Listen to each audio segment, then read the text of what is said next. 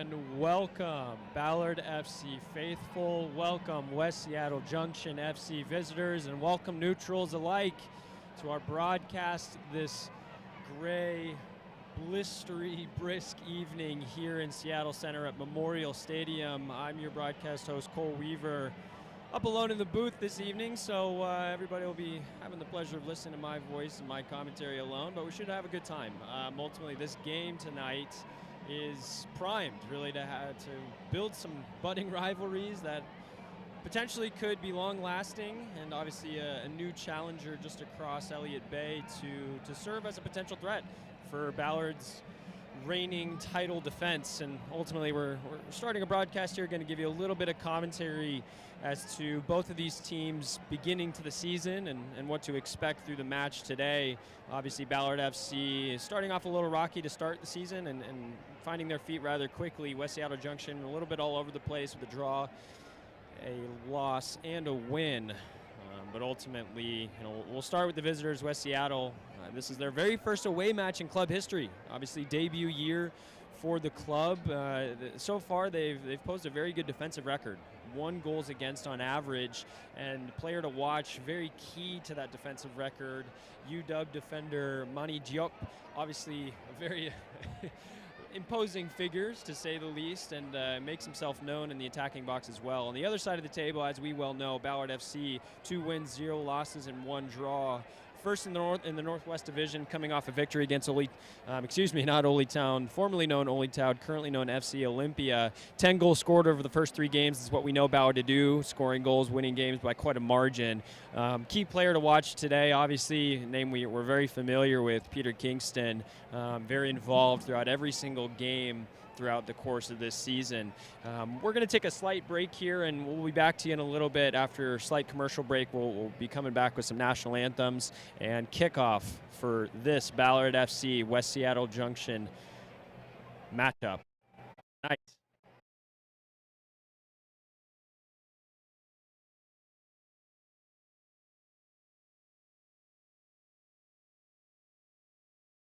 We've been here since 1939. Who can say that?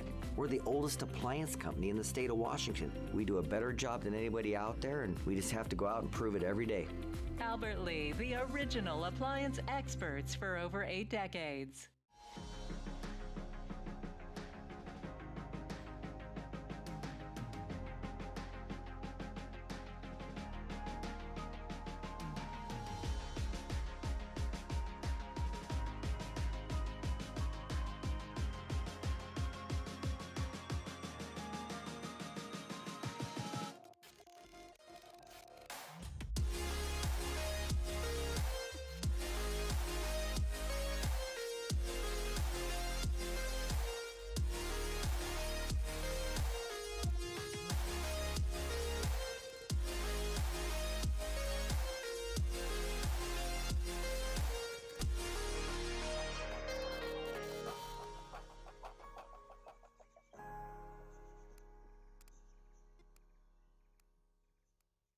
Albert Lee has a huge appliance selection. The knowledge that we bring on behalf of the sales staff, you're going to get the right answer and an honest answer from the beginning. We can provide them with any price point, and they get the same great customer service no matter what it is that they're looking for. And with Albert Lee, we have basically every brand available, and we're not just trying to sell a product, we're selling what meets your needs. Albert Lee, the original appliance experts for over 8 decades. Shop online or in-store at one of our 6 locations. What's in the box?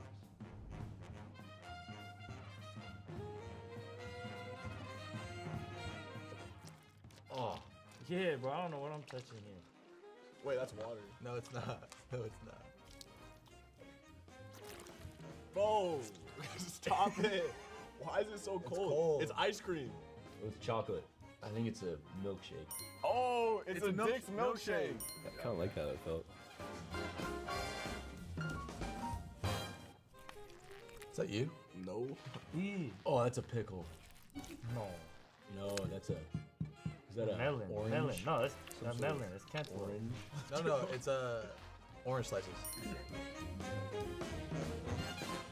Oh, it's the What did I It's just- the doll. Is that like shoes or something? I know what It's that wearing is. cleats. It's the troll. The Norwegian gnome doll. Nomeo? Not Nomeo. Tonka. Tom. Tom-ta. Tom. Oh, Tom well. T. You found something? Yeah, I found some. No, it's you. Dude, Where's no, it? it's down here. It's like peeling off. Like this is like skin or something. It's squishy. I know this feeling. You're gonna smell good. Is that salmon? It's salmon, isn't it? What is that? That is a piece of fish. Nah, bro. Oh my god.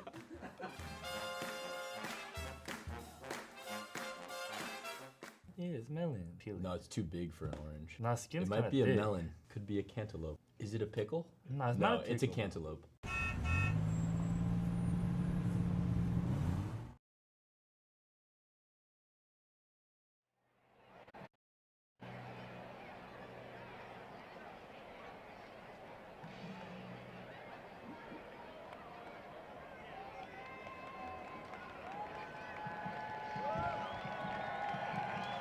And welcome back to Memorial Stadium as we're preparing here 3 minutes away and some change to kick off this fine evening.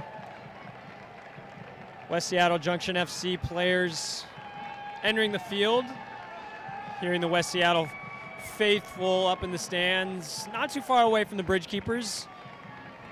Excited to see what rivalries potentially could be built both on the field and in the stands today.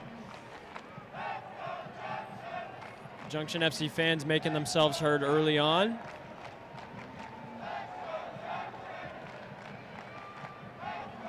Brand new team to USL League 2 with quite a bit of coaching experience, player experience, and everything in between.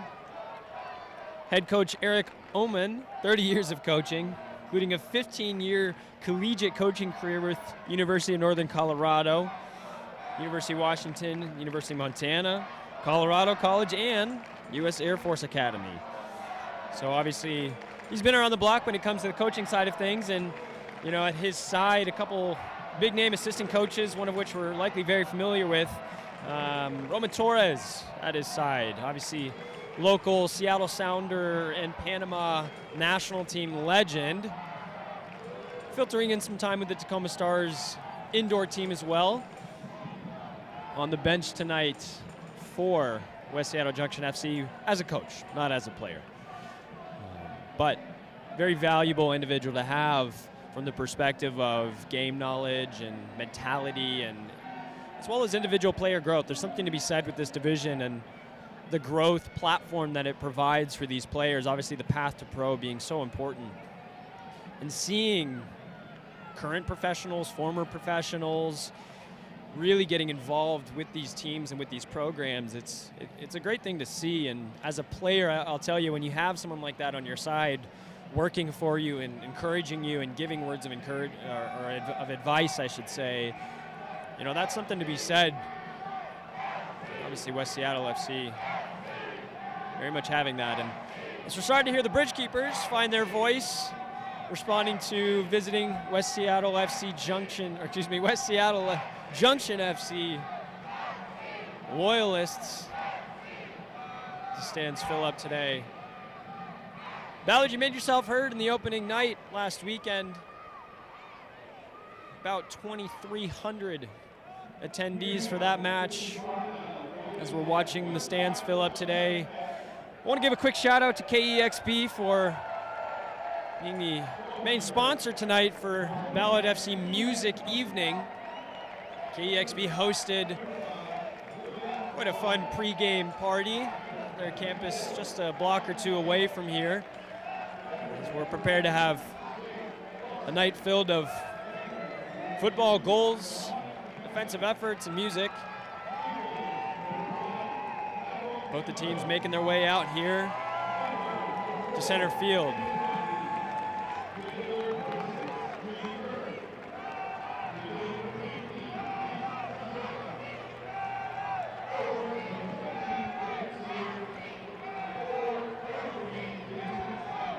Taking a look at the lineups here very quickly before the national anthem kicks off. We'll start with the visitors, Junction FC, looking like a traditional 4-4-2 setup. Lucas Martin in goal, William McGuire, Manny Giup, Jake Larson, Damoni McKenna, really making up that back five. A midfield flat four, Michael Davino, Caden Buckley, Julian Kerr, Luis Azueta. Front two, James Lear and Jason Stein. 4-4-2 traditionally looking to stem other opponents, mainly on the defensive side of things, to see if they can hold Ballard at bay. Looking at Ballard FC's lineup, Charlie Lampier gets back in goal after sitting for the Olytown FC, the Olympia FC match midweek. Unchanged back four, Damian Alvarez, Christian Angman, Leo Burney, Kai Briscoe. The midfield three, Cameron Urando gets a second consecutive start alongside former Tacoma Defiance, Juan Alvarez, and the individual we pointed out pre-game here, Peter Kingston. A front three, Richie Amon, Joe Dale, Austin Brummett, looking to provide the attacking threat. All three are very capable of providing goals. Joe Dale with a fantastic left-footed strike at the home opener here last week. And we'll really dig deeper into these lineups in a moment, but for now, we'll take a quick pause for National Anthem.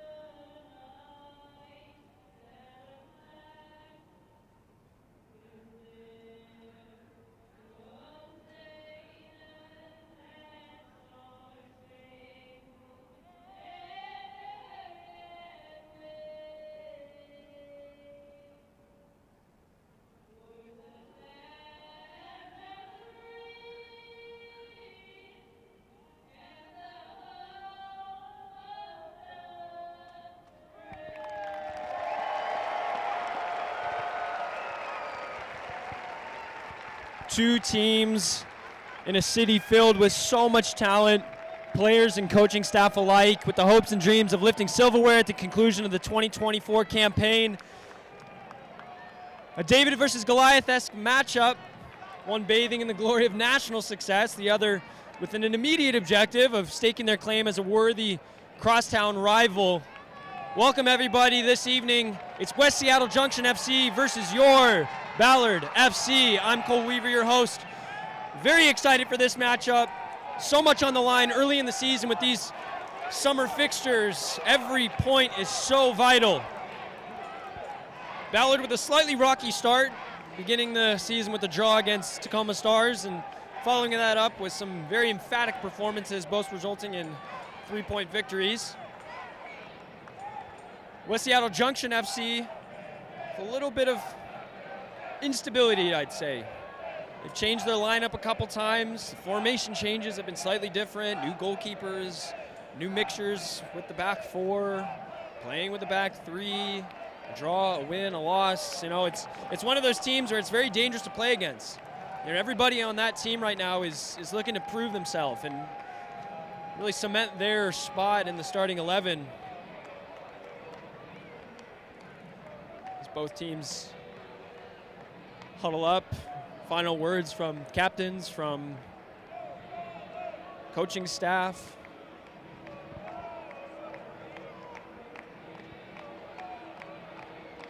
And I'll tell you, as a player, this can be where a game is won and lost. You know, these moments with the people around you as you look to your left, look to your right. At the end of the day, this is the crew that you're fighting with. And these first 5 minutes are going to be so important for either team to really cement themselves and start this game strong with whether it's a shot on target, some possession, strong tackle, aerial ball won.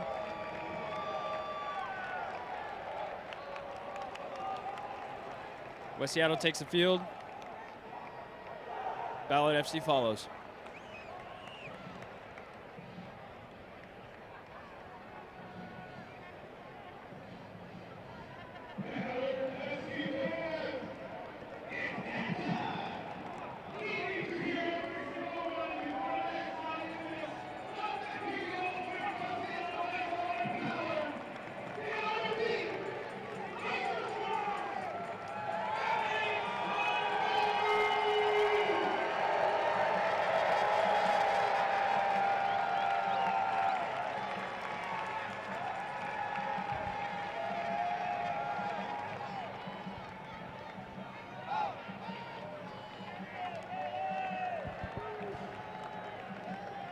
Junction FC starting with the ball, kicking from left to right. Ballard with their final pre-match preparations. Referees checking the watch. Quick glance to both goalkeepers, make sure everybody's prepared. Quick glance to the fourth official as he checks in with head coach James Riley. Final look at his assistants. Final look at the watch. Highly anticipated game.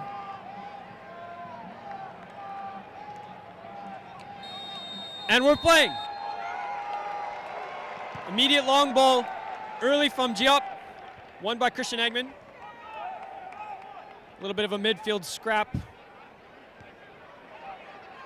Ball hasn't touched the ground quite yet. Eggman brings the ball down, but referee decides unjustly with his hand.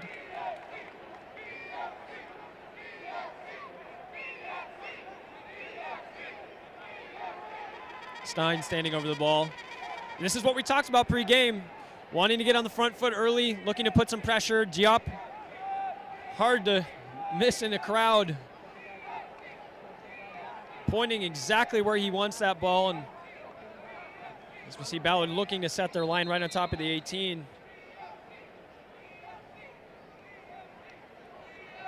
Goalkeeper Landfear just inside his 6. This is a dangerous position to be in early in the game. Definitely not how the start that Ballard FC wanted, but 50-50s can lead really to anything. Stein with the free kick. In-swinging service. Doesn't quite find his mark. Picked up by Alvarez. Skips a tackle. Aiming into space. Picked up by Urondo. Long ball over the top. Peter Kingston in plenty of space himself, but just overhit. Goalkeeper Lucas Martin gets his gloves on the ball for the first time this game.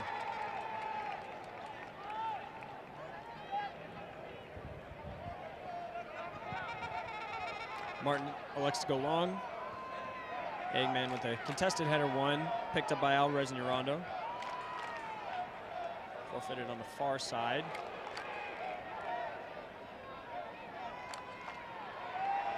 Clean tackle by Urondo. Alvarez and Eamon combine. Ultimately draws the foul. Zazueta the culprit.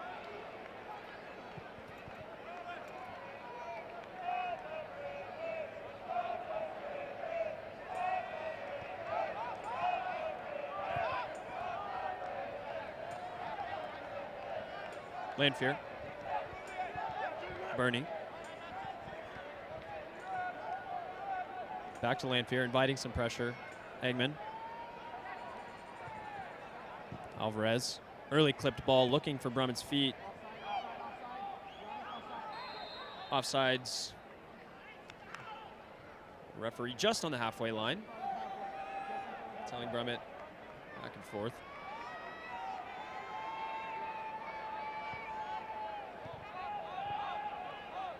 Larson electing to go all the way back to his keeper, Martin.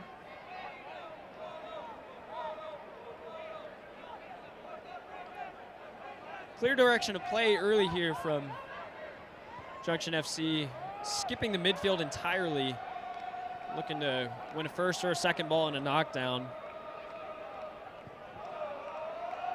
Lanfear. And quickly Alvarez picked the ball up well, spinning out of some pressure. Brumman with a fired ball to the near side here to Briscoe. Quick wall pass bounced off, but can't quite find the through ball all the way back for a goal kick. Excited to share with you co-owner, former Sounders FC player Lamar Nagel will be joining us here halftime. Excited to get his insight to how his team has been progressing through the beginning of this year, obviously following such a successful campaign.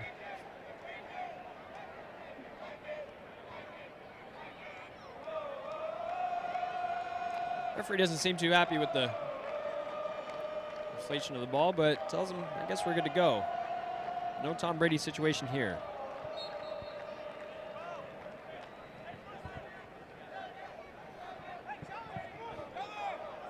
Long looping ball. One by Bernie, two on him. Joe Dale can't quite get a clean connection. McGuire with the throw. Long, all the way over the top. Finds Divino, excuse me. No one in the center of the box, all the way through for Ballard FC, thrown on the far side. I think Leo Bernie and Kai Briscoe are going to have a quick conversation and make note of McGuire's distance on his throw-ins. It's quite a little bit too easy to get him behind. Divino with a disappointing service from his perspective.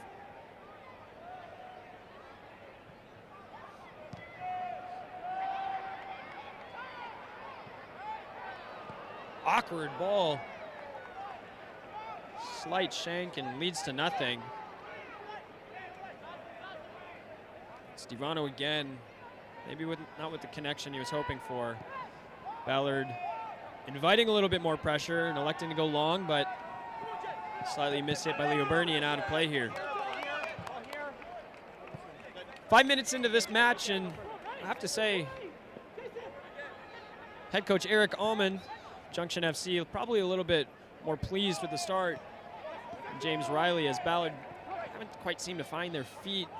A lot of 50-50 balls in the center of the park as Alvarez picks up a free kick.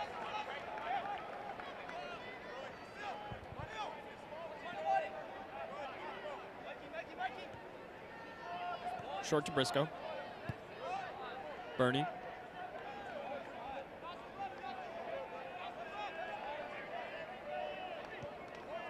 and puts the ball out of play because it's not pumped. I lied, ladies and gentlemen. Inflate gate is real. But we fixed the problem very quickly.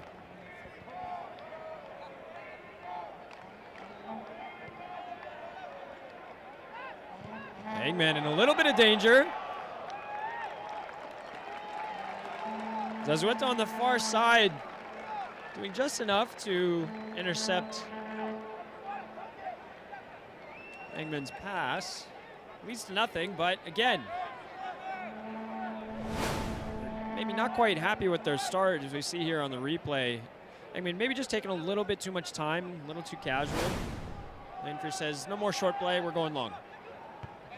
Emphatically won in the center part by Caden Buckley.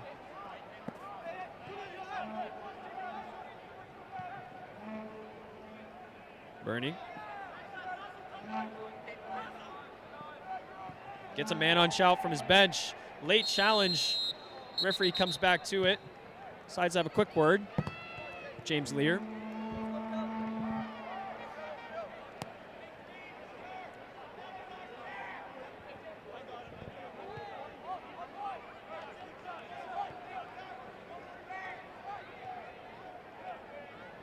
Junction FC looking for some, I'd say, consistency up front, rotated forwards and wingers and midfielders and formations. So tonight, looking to get the job done with a front two of James Lear, Brown University, and Jason Stein of more local Northwest University. As Brummett's all the way through, but eyes his shot offsides as the flag is raised on the near side from the assistant referee. Would have come to naught. Still, from a forward's perspective, a disappointing finish.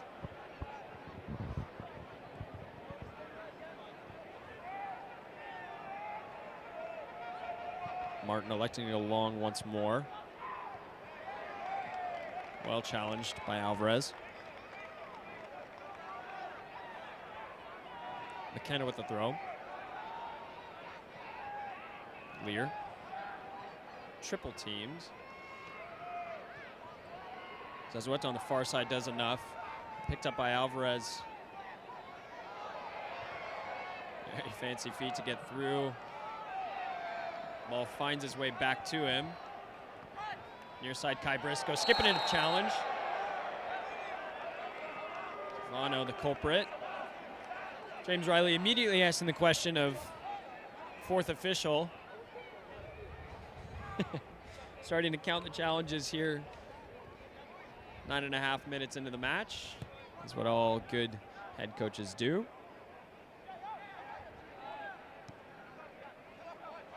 Want to point out two Alvarez's on the field today. Damian Alvarez in the defensive left back position for Ballard and Juan Alvarez in the center of the park. Do my best to distinguish the two of them. Great ball into play here. Urano let it run, gets just a toe on it, which does enough for Joe Dale. Can't quite keep possession. Devano under pressure, finds a way through Joe Dale. Joe Dale with a little bit of arms around. More MMA style tackle, receives the first yellow card of the game in a very dangerous position. Much to the dismay of the bridge keepers and Ballard support.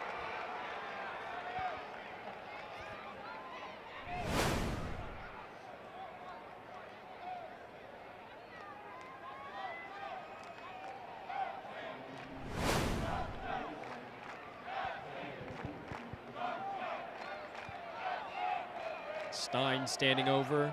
Lanfear electing for a two-man wall. Zazueta in space. Alvarez acknowledges. Juan Alvarez, that is.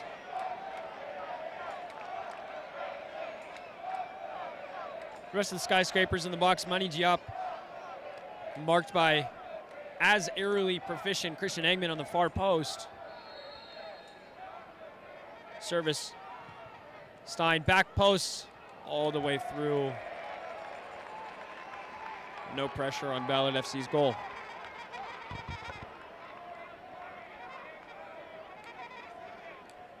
Want to want to take this break and play just to appreciate some of our sponsors for this evening and obviously through this season. We'll come back to that in a moment as Ballard immediately putting themselves under some pressure. Kai Briscoe coming out of the pressure. Brummett with some good hold-up play, but foul on Diop, and Ballard retained possession.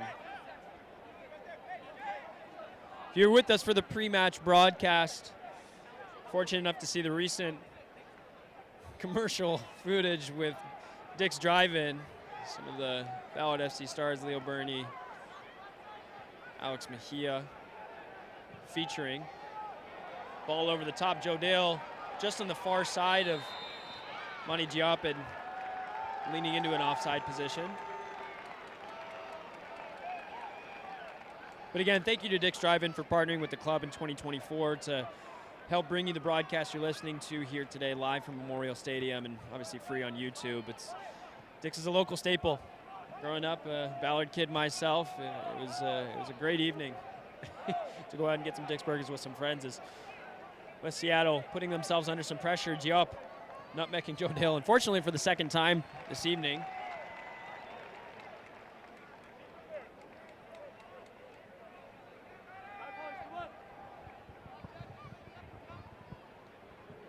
McGuire. Casually long looping throw.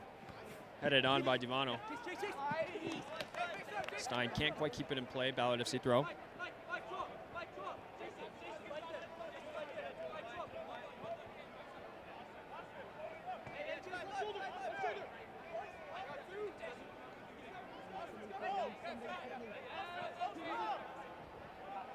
Briscoe over the top. Diop doing good cleanup job.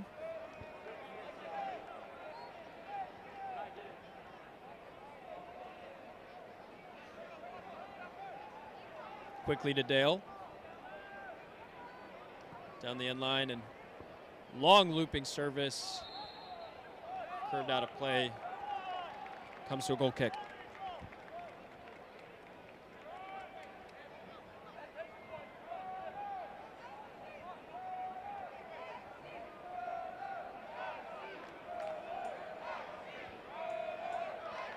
Goalkeeper situation with Junction FC has been one of question as well, like most positions are for new clubs. But tonight, Coach Eric Allman electing to go with Lucas Martin, Fort Lewis College in Colorado, sophomore from Middlesbrough, England.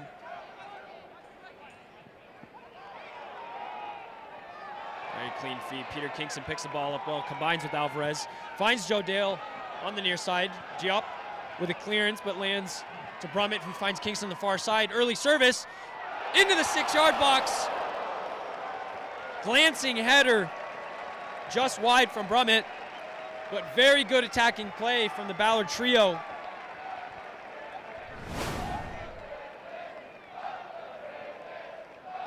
Peter Kingston finally finds himself in a little bit of space. Brummett gets in front of his man. Can't quite redirect that ball on frame. Looping service all the way over the top. Burney under no pressure. Chiaman losing possession. Lear engaging his defender, finding Divano on the near side here, double teamed. Tackled by Briscoe, asking for a foul, not getting it.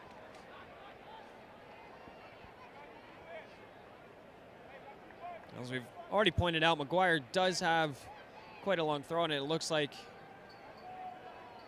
both defending and offending members are setting up for that type of service. Joe Dale finds himself on the near post. Jamin finds himself on the far post. Crowded box. Lanfear electing to punch. Finds the ball up to the top of the box. Full volley by Zazueta. Can't quite recreate a goal that we all loved seeing at the home opener from Takedo Onendera. Quick shout out to Men in Blazers for picking up some footage and obviously my voice crack. Much appreciated, but very happy for Takedo Onendera, who unfortunately is injured this evening.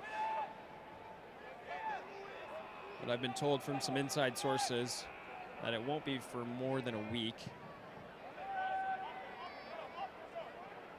Won by Brummett. Joe Dale giving chase. Money G up, asking for his goalkeeper to come and retrieve. A little bit feisty as Joe Dale never is one to give up on a challenge. Giop, a little bit of miscommunication with Martin.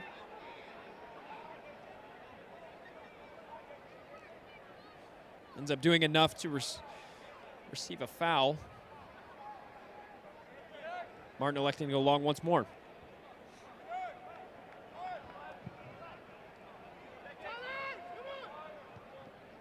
Briscoe backtracking, can't quite get himself centered.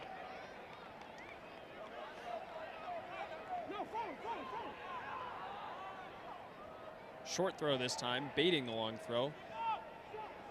Ball into Buckley. Out for a goal kick. The source I referenced a moment ago, just for reference for everybody listening in, that source is me. I talked to Take before the game. He'll be just fine. Don't worry.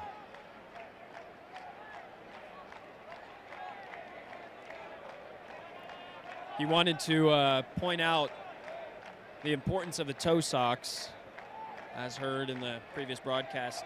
Nick Ryerson with us, identifying Take does in fact wear toe socks. Take is open to sponsorships. I'm happy to be his agent. Briscoe picking up the ball in the middle, winning a free kick. Kingston looking to play quickly. Jason Stein posing as a human barrier.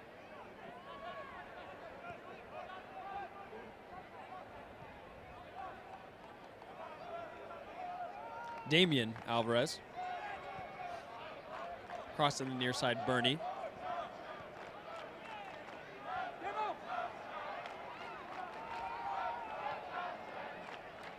Alvarez to Angman. Amon. Alvarez.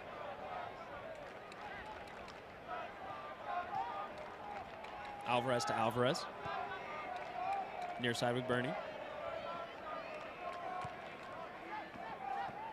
Alvarez in a pinch of trouble, double teamed and reset by Bernie. Interesting to see Damian Alvarez inverting himself and playing a little bit more into a traditional 6 location, which we've seen him do quite a few times with Ballard FC. Aiming to free up a little bit more space and create some more solidity for Ballard's possession, as we know that that's how they like to play. Early ball over the top from Eggman. Drumming in all sorts of tangles. On the far side with Jake Larson, who will receive yellow, second of the match. I have to say, from a Junction FC point of view, that's not ideal. It's not a very dangerous location, part of the field. Brummett may have found some space in behind, but was in an area with plenty of cover. Fair play to Christian Eggman and Brummett for providing the service as well as providing the run.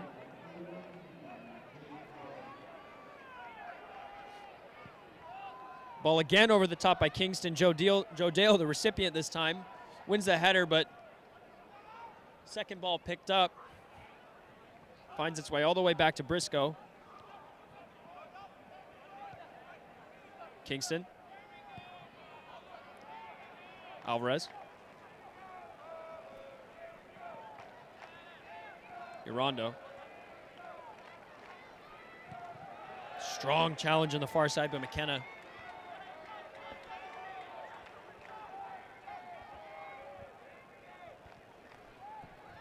Reset all the way back with Lanfear. Bernie.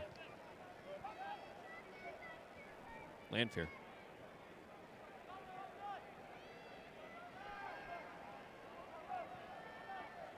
Kingston.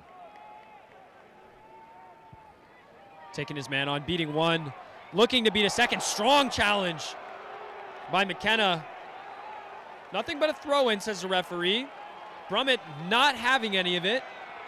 Obviously the recipient of a strong challenge a moment ago. And we have some early flare-ups in front of both the Ballard FC faithful of the Bridgekeepers and Some of the Junction FC fans. Lone soldier waving a flag by himself.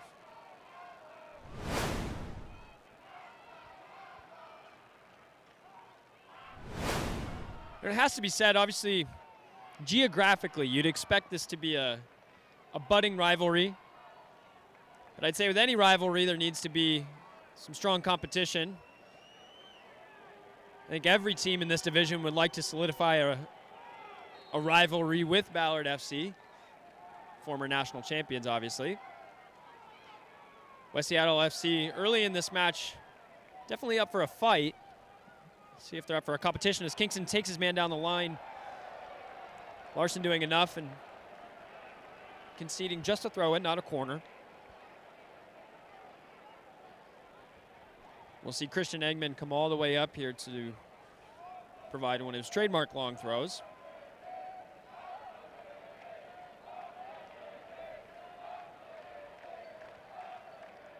As the first up the bridges chants begin this match. And the referee halts as he addresses matters with the goalkeeper.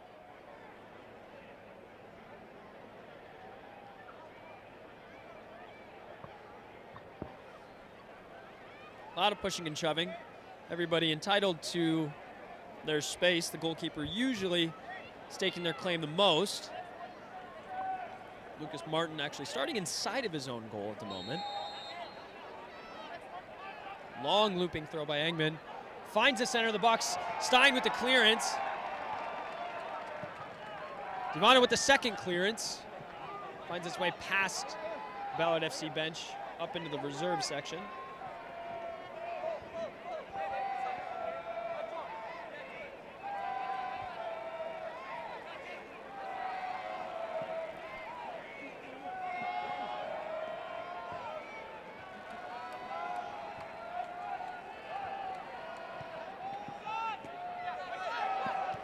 Seattle coming out of 50-50 play with the ball, but then Ballard does the same.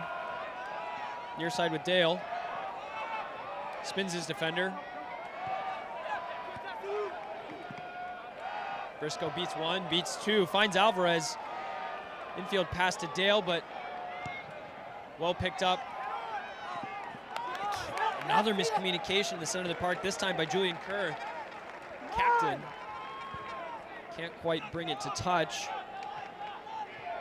Early call from Lanfear. Smartly clipped ball all the way to Alvarez, skipping his center back. Richie Amon, long ball over the top to Joe Dale, switching the play once more. Joe Dale back in the center of the box. And we have our first goal of the night!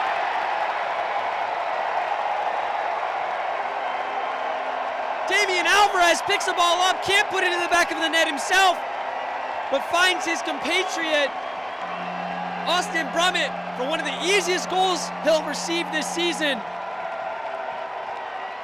25 minutes played on the clock, Ballard FC 1, West Seattle Junction FC 0. Immediately going to celebrate directly in front of the Junction FC fans and walking past the bridge keepers, elated to see their team up early in a match once again.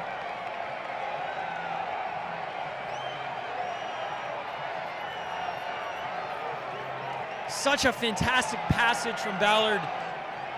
And it all starts with the goalkeeper, Charlie Lanfear, with an early clipped ball over the top to Alvarez. Finds Amon's feet with an early service back across the field to keep the Junction FC team on their toes.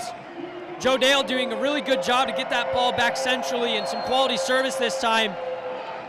Alvarez unlucky to pick up the ball initially himself, but the second ball lands kindly to Brummett, who's going to make no mistake, again, such a prolific goal scorer.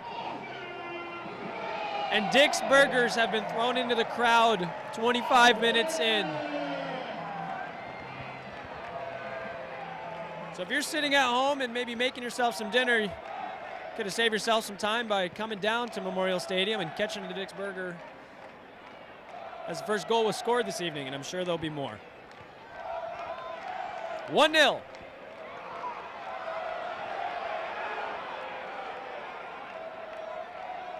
Alvarez turns away from the scrap on the far side, finds Eggman. Clip the ball forward. Tip through to Joe Dale. 2v1. He's got Brumman in the center if he can find him. Tries to chop back, but Giop doing very well, not only to break play up, but also win a foul.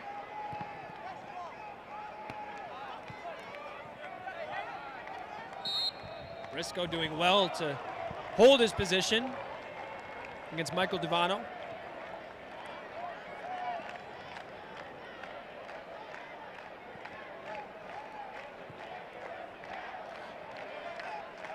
This is exactly what Ballard needed in this type of game, to stake their claim early, put themselves on the scoreboard, and Bernie looking for a long service to the far post here. No one challenging except McKenna. Alvarez picks up, skips past his defender. Travella with the left. Ball ends up going out of play, and we have a corner kick for the first time on the near side here. Alvarez doing so well. Former Tacoma Defiance midfielder, following in footsteps of one we're all very familiar with, Danny Robles. Joining this Ballard FC USL2 team is Eggman on the far post, hits the post, and it's headed in with the handball on the way through. We'll need to see a replay. But Eggman doing so well to win the initial ball, so unlucky as he hits the post. 28 minutes played, Ballard 2-0, Eggman working the crowd as we see a replay here. Eggman wins the first. It looks like it's an own goal. Hard to tell. I hope my eyes aren't deceiving me, because that ball was headed directly back into their own net as the West Seattle player desperately throws a hand at it, but there's a reason he doesn't have the gloves on.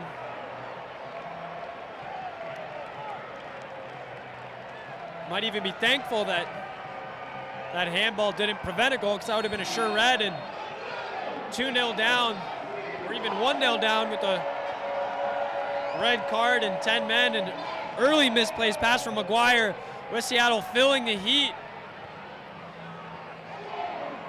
Joe Dale finding Ahmed on the far side, fired in. Martin doing well to collect, and West Seattle just needing a moment to breathe.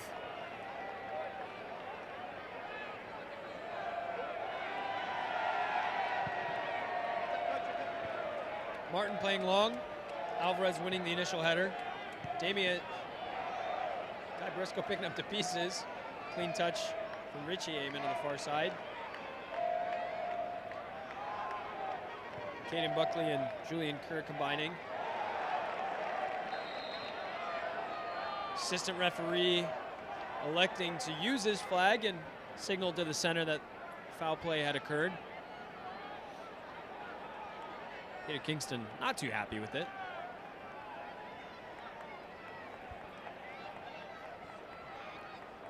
For teams with low possession in games like this is where they need to make their money.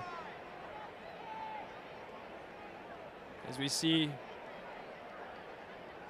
some large targets in the center of the box, James Lear, Jason Stein, Mani Diop, all just inside of the 18-yard box.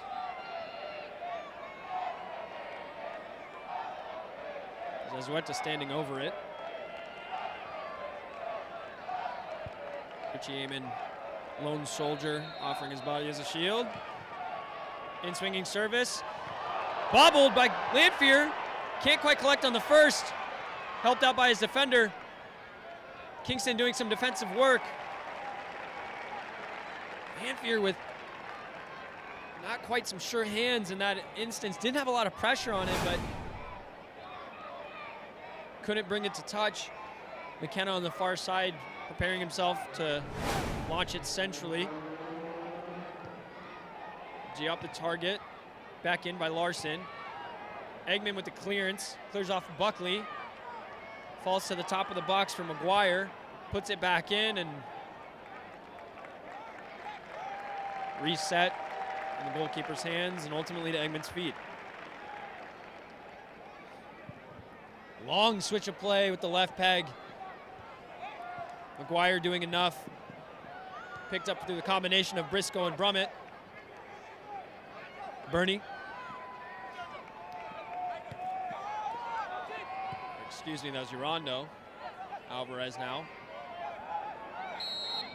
Such a skillful player on the ball, so difficult to dispossess. Joe Dale clipping past his defender, asking for the ball in return. Joe Dale on the right side, by himself, one-on-one with the goalkeeper. Martin's doing very well to make himself big and close the space early, asking for a little bit of time.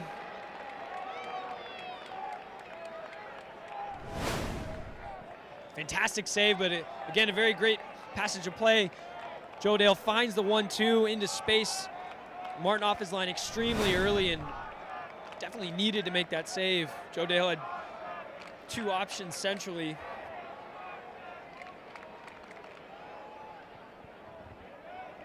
Credit to the goalkeeper for reading the play and making himself known.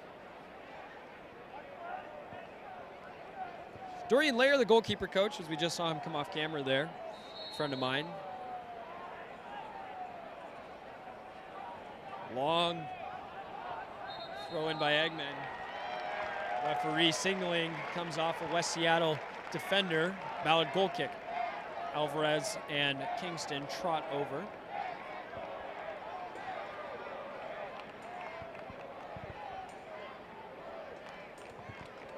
Met by Kerr.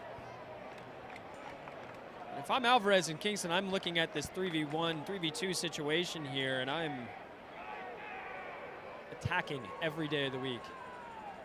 West Seattle reluctantly sends out a second defender, and Alvarez elects to go all the way to the far post here for Urondo, who is alone. Brummett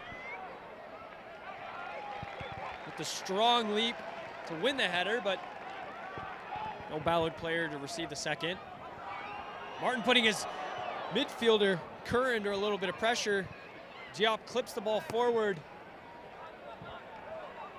Briscoe and Bernie cleaning play up, and Kai Briscoe fouled. Number 15, Luis Azueta, in the book as well with his compatriots.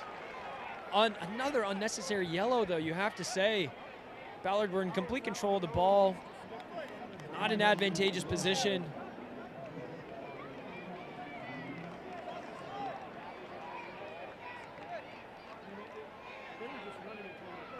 And Coach Eric Ullman with his work cut out for him as we approach halftime here, about 10 minutes left of regular play.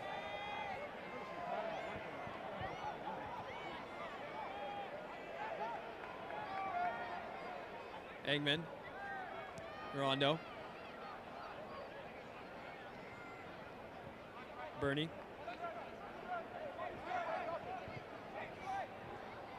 We would always talk about teams in terms of pressing as finding the point of confrontation, and we can really clearly see where that is for West Seattle right now. About the 20, 25-yard line. They're happy to give Ballard possession beyond that. Ballard looking to combine as Alvarez his ball off the side of his foot on the ground. Retains possession here, and Ballard continue their cycles. Bernie bringing the ball forward, beating a couple lines. A less elegant clearance this time. McKenna winning the header.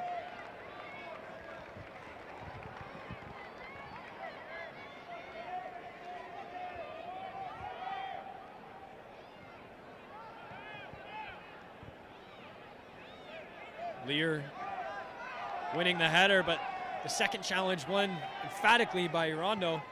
Resets with Lanphier, a little bit of time at his feet. Back to Bernie. Taking his space. Joe Dale checking his run. Brummett starting his. Kingston, the center of the park. Beautifully left foot switch, but McKenna doing just enough to win the header. Picked up by Divano. Dispossessed by Alvarez.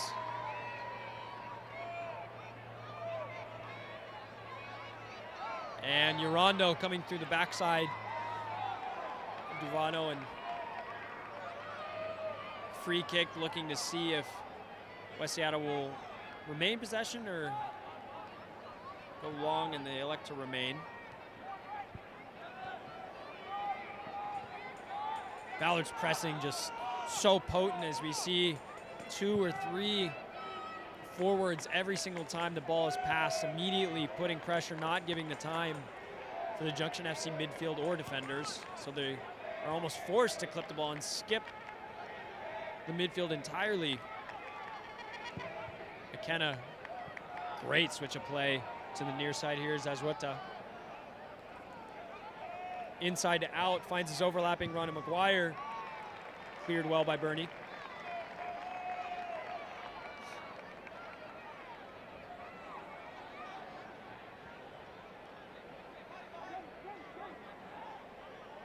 Briscoe doing very good to get himself in front. Alvarez with the press and the block.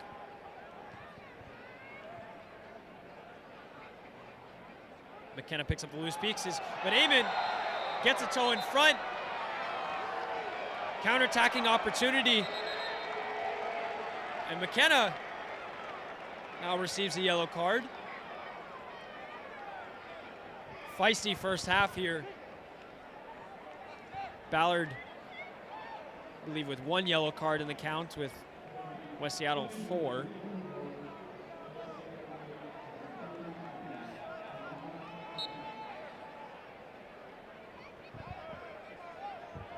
Kingston dropping deep. Bernie.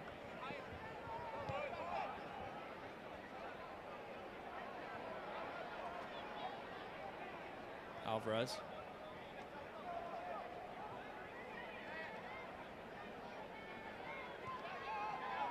Opting against the long ball switch, finding himself in the 6th position. Resets to Engman. Ball cut out in the center of the park by Kerr. Rondo attempting to do some cleanup work.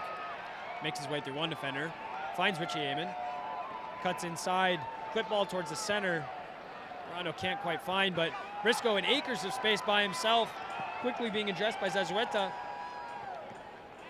Trademark cut inside by Briscoe. Off the knee of Peter Kingston. Ultimately finds his way out to the far side with Amon. Amon on his left. Clipped the ball towards the center of the box. Alvarez can't quite find. Joe Dale with the immediate pressure. Guy Briscoe went on a slight tear all the way through the center of the park, forcing the 1-2 off of Peter Kingston, who didn't really know much about it, but did enough to get the ball back to his right back. Strong defensive effort by Lear.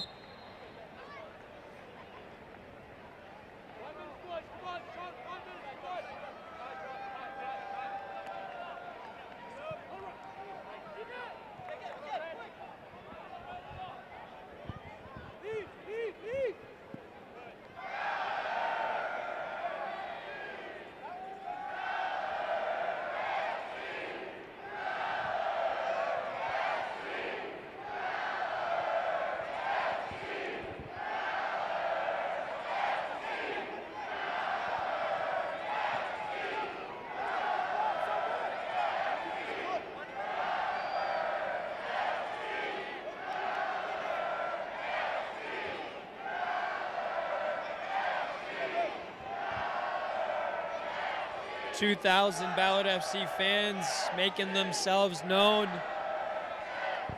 as their team approaches a 2-0 halftime lead. The cliche, 2-0, dangerous score to be leading at halftime, but you'll have to say Coach James Riley likely to be very happy with his team's performance. And Eamon on the far side picks up Joe Dale. First time service. Rummett electing for the Van Persie, can't quite extend himself.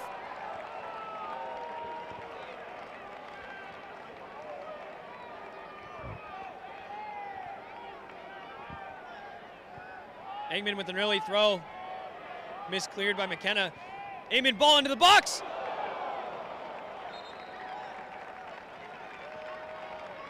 Brummett and with a combination of McGuire looping over the top of the goal. McGuire, I had to say for a moment, must have had his heart in his mouth. Looking back to the second conceded goal. Peter Kingston in swinging corner on the far side. Finds the near post. Goalkeeper getting fist to it, but also aggressive challenge by Engman, who receives a yellow card. A little bit too much force exerted by the attacking center back.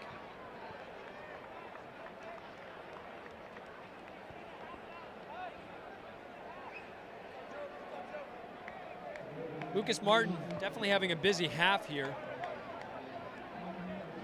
Came up big with the 1v1 save to keep his team in the game, but 2 conceded, one of which an own goal, second which ultimately a tap in. Kingston Urando. Clean clip ball through. Brummett finds Eamon on the far side. Richie Eamon down to the touchline. Cuts back twice. Left-footed service off of McKenna for another corner kick on the far side.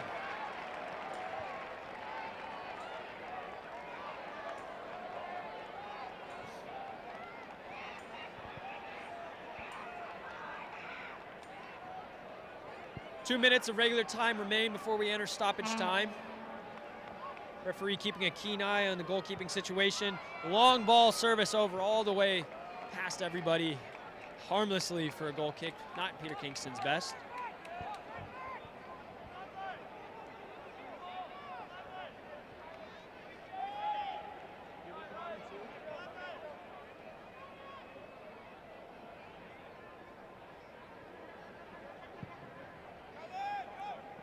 Martin goes long.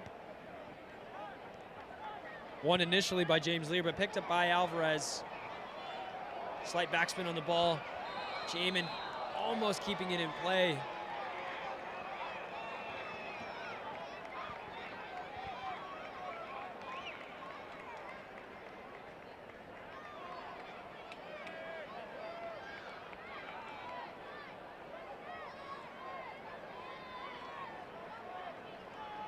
Martin once again, long service. And then with the strong header, Alvarez with the second. Damian Alvarez picking up the pieces. Service over the top for the speedy Ahmed on the far side. Wins the ball off of McKenna, drives infield. Can't quite sort his feet out, but does win another Ballard FC corner. Much to the dismay of Captain Caden Buckley and Timoni McKenna. But nonetheless, another service. And you have to say, Ballard, with all of these opportunities, would expect better results than they've yielded so far. Crowded 6-yard box, and as a goalkeeper, never a fun situation to work through multiple bodies.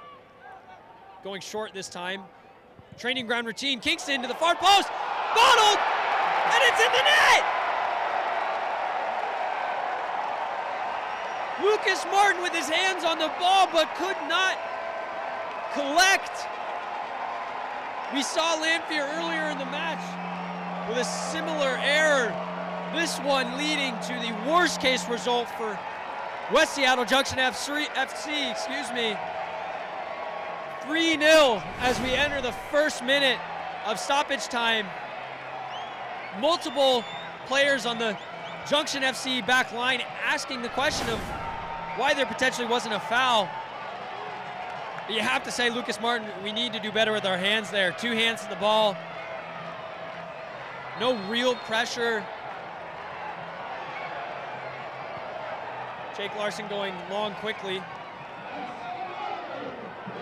Leo Burney with not his best clearance. Joe Dale giving chase. Alvarez picks up once more. Joe Dale can't keep the ball in play.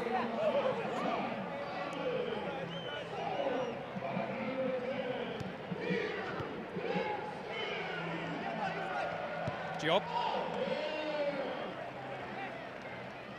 Brummett picks up. Kingston can't sort his feet out. Girondo doing well. Just a reset. Fast-paced 5 minutes. Challenge on Eggman on the far side. Words exchanged. And another yellow card being brandished here, this time for number 17, James Lear. Multiple West Seattle players now with yellow cards, all of which you have to say were not for the best of decisions.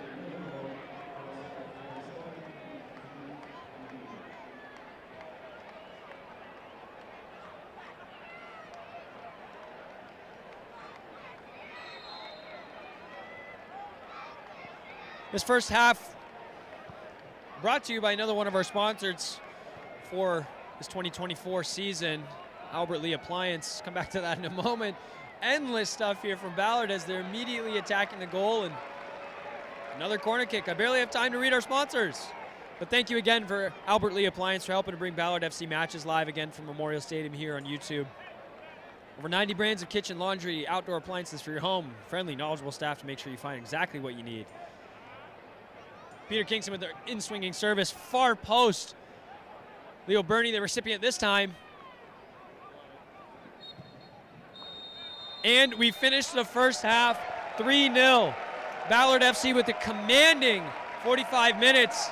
Slightly shaky start with both teams going back and forth. West Seattle doing what you'd expect from their debut away match at the Bridge here at Memorial Stadium, Seattle Center. Ballard FC 3, West Seattle Junction 0.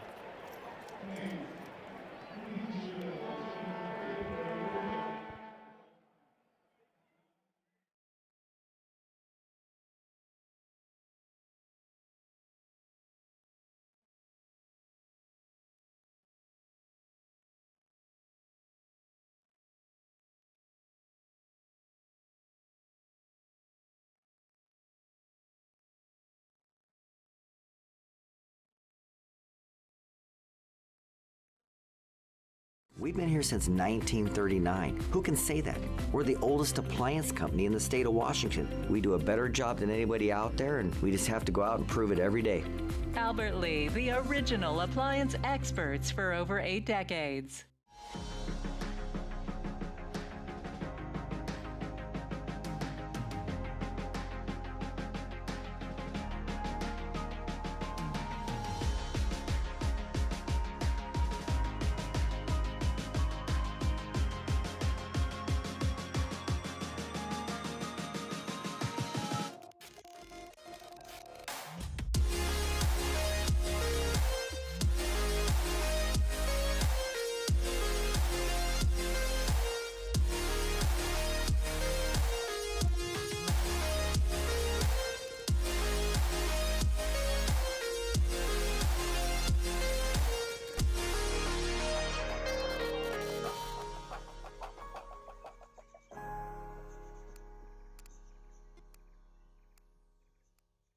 Albert Lee has a huge appliance selection. The knowledge that we bring on behalf of the sales staff, you're going to get the right answer and an honest answer from the beginning. We can provide them with any price point, and they get the same great customer service no matter what it is that they're looking for. And with Albert Lee, we have basically every brand available. And we're not just trying to sell a product, we're selling what meets your needs. Albert Lee, the original appliance experts for over 8 decades. Shop online or in-store at one of our 6 locations. What's in the box?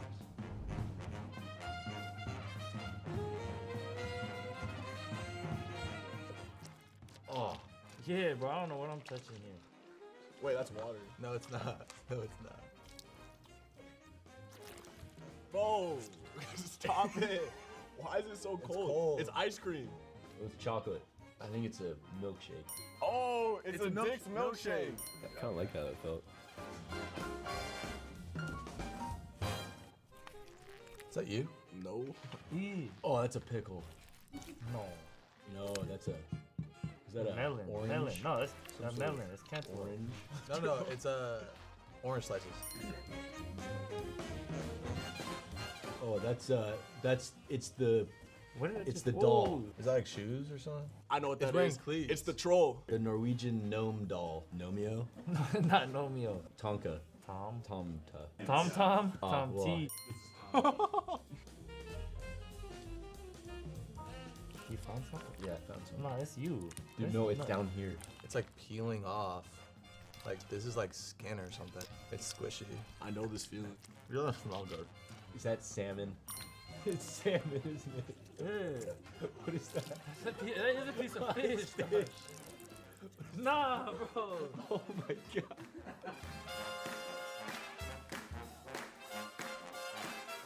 Yeah, it's melon peeling. No, it's too big for an orange. Nah, skin's It might be a thick. melon. Could be a cantaloupe. Is it a pickle? Nah, it's No, not a it's a pickle. cantaloupe.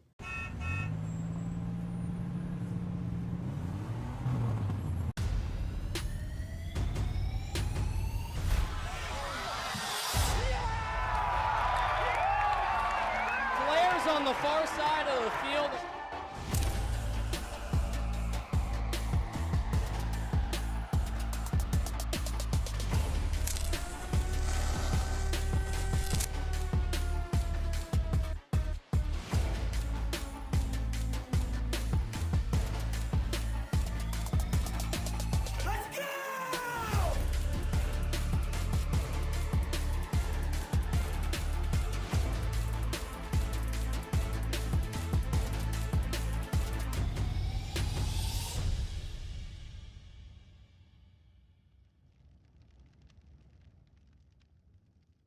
There's nothing quite like an Albert Lee appliance showroom. We're part of the community, and we carry over 90 brands and 11 exclusive brands you'll only find at Albert Lee.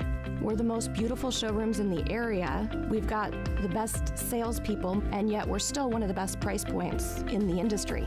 We are a family. We take care of each other like family, and we take care of the customers like family. Albert Lee, the original appliance experts for over 8 decades.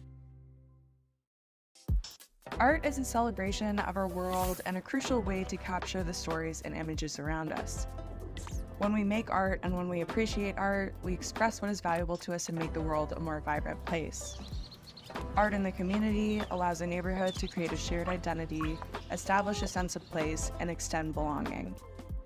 I'm Stevie Shao, and this is the Stevie Shao Kit with Ballard FC.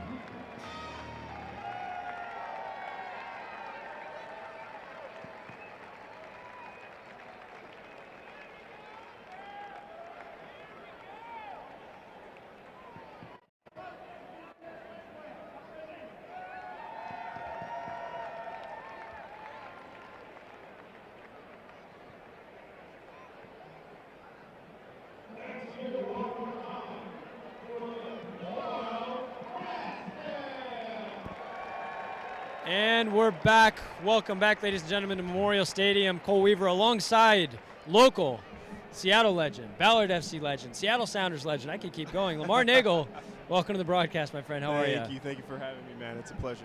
Of course, of course. Well, quite an impressive first half here from our Ballard FC, up 3-0 against the newly founded West Seattle Junction FC team. Lamar, what are your thoughts on the first half? Was this what we were expecting to see from a Ballard perspective? Was this what we were expecting to see from West Seattle perspective? How do you read into it all? Yeah, I think it is. To start with West Seattle, just coming out hot, right? There's a lot of fouls, very aggressive, very high line. That's the only way that you're really coming to somebody's house, especially when you have a fan base like this, and get a result. You have to do something like that early on. You can't go sit back early because then you'll just succeed. And from Ballard, yeah, easing their way into it, being a little bit more old school. I'm used to a little bit more kick and run, especially when there's a high line. So I find myself at times saying, just boot the ball. But these guys are so skilled and under pressure, easily just keep possession. And, yeah, it just takes a little bit of time to break out. You see a few just opportunities here. Yeah, patient in possession is, I think, the key phrase with that. And we've seen goalkeepers come under some pressure and lots of set pieces through this first half as we're watching some of the goal reels. 2 own goals as well, uncharacteristic for a team who you'd expect to be so focused in organization and so focused on the key details. What in the halftime talk does Coach Oman really need to focus in on to get his team back into this match? 3-0, that's a tough scoreline to come back from. Yeah, and when you're down like that, it's one thing. You can't really focus too much on the score. You really have to focus on your play, because if you start focusing on the score, 3-0, like you said, is a mountain to climb. But you can only do it 1 goal at a time. So you focus on your play. You have to come out at the beginning of this half and really get after it. For sure. Well, let's spend a moment talking about the league as a whole, because West Seattle Junction FC, one of multiple teams who have recently joined this Northwest Conference USL League 2 division. What does it say to see all of this new development and more opportunity for the path to pro and so many more players to be able to showcase their skills? How do we see this league continue to develop? I think the fan base is an example. Even here today, there's a ton of Ballard supporters, and I am so happy to see a ton of West Seattle supporters as well, filling out the crowd there on the right side. And it's really a dream come true that we have so many teams. I remember just talking with Sam this offseason and talking about, it was our goal to give kids an opportunity to play here because we have so much talent. And we always knew that, if there was some success from Ballard, that more teams would come in. We just didn't realize how quickly that success would come for Ballard, and then that success for the league in this conference would come. Yeah, it's been a roller coaster ride. Back to the debut season of Ballard, obviously I had a unique insight to that, being on the team as one of the goalkeepers, and fast forward through the second full year as the team, winning national title here into the 3rd year, named as the biggest team to watch in the entire nation. That's insane to talk about. And so these teams that are making their way and trying to form their own path, it's a privilege, I'd say, to play against the national championship so regularly, and it's just going to increase the level. And I'm really excited to see the development of all of these teams and the league, and obviously these players. We can highlight so many. I mean, if you look through the Ballard roster, I can pick out 2 or 3 players that I can almost guarantee that they're going to be more so on the next level within the next year or 2. And it's just so exciting, Lamar. And again, being a Seattle local, being a Ballard native, and you talk about the crowd, both on the Ballard side and the West Seattle side, it's just so fun to watch, and it's such a great privilege to be a part of as well. Yeah, absolutely. So, ladies and gentlemen, 30 seconds remaining here before we'll kick off the second half. Excited to start here as we're under the Memorial skylights and beautiful backdrop of our own Space Needle. But we'll be back to you in a moment. We're going to go radio silence about 30 seconds just before kickoff. We'll be talking through some of the second half as well as some potential substitutions. Back in a moment.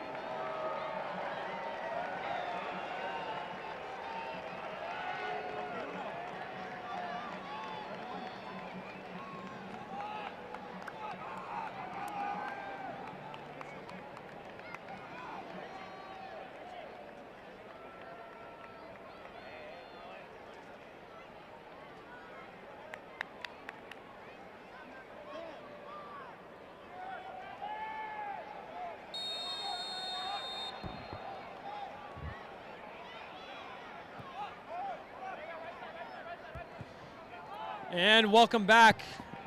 Second half coverage. Cole Weaver here alongside Lamar Nagel. Ballard FC against crosstown Seattle natives in their debut away game, West Seattle Junction FC. We got a couple substitutions. Bear with us as we identify numbers and faces and who's coming off, who's coming on. But to start here, we'll start with Ballard. It looks like we had a left back substitution. Damian Alvarez came off for number 33, Luke Hammond. For West Seattle FC, we had a center back substitution. Mani Diop likely coming off from an injury, as we saw at the end of the first half, for Joseph Raymond. Early pause here as Kai Briscoe on the far side taking a knee. Not one to over-exaggerate anything, to be sure. Well, he's been taking a beating in the first half. He got fouled about 8 or 9 times before the ref showed a card. Center of the park, number 35, also entering the pitch.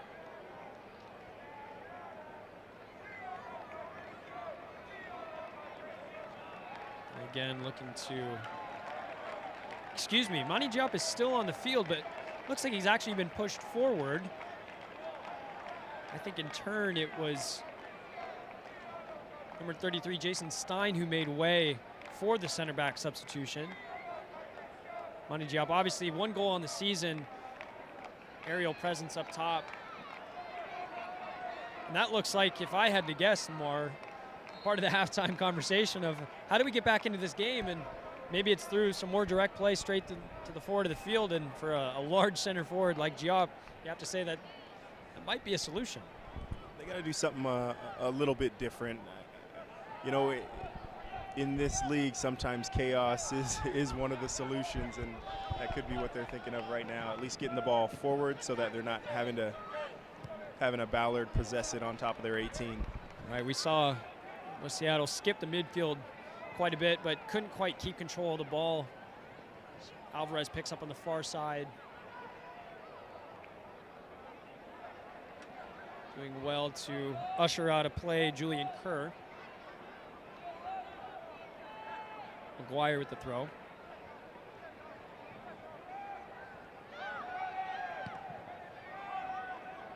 Engman with the Route 1 clearance. Brummett doing so well to win that header. For a center forward who's doesn't have, maybe has the same stature as a Stas Korsanowski, does quite well to win aerial battles. Not many people on a soccer field have the body type that Stas had. I would say so. Again, shout out to Stas Korsanowski making his way to the Philadelphia Union through the MLS Super Draft. So fantastic to see him continue his career professionally. Zazueta finds a clip ball into Mani Diop, wins the first corner of the second half here, and it goes West Seattle's way. You know, Lamar, we talked about it through halftime, but I think it's important to emphasize how with the scoreline like 3-0, the head coach might want to focus more on the attitude, the mentality of the players, as opposed to more the technical components. Briscoe with the clearance through to Alvarez all the way to the far side to Hafar Mustafa. But Lamar, you know, if you were the head coach in that instance, what are some of the key words that you're focusing on for your team as the second half begins? I mean, the goals that Ballard scored were, there was a little bit of chaos there, a little bit of chaotic, so it wasn't a complete build-up and then they end up scoring and breaking you down. West Seattle had quite a bit of the ball and some chances. Early service here. We'll come back to the second. Mani Diop, the target. Alvarez does enough to find Kingston. Hammond with a quality service into Brummett. Alvarez triple teamed, doesn't come away with the ball, and we reset. Sorry, Lamar, as you were saying. Yeah, so I think just being optimistic as a coach. You're saying, you know, they're not breaking us down. We're still in this. All we have to do is play our game, and, you know, it's one goal at a time. So come out early, get on top of them. Like you were saying, a bit of that mentality rather than the technical, and I think that you're exactly right.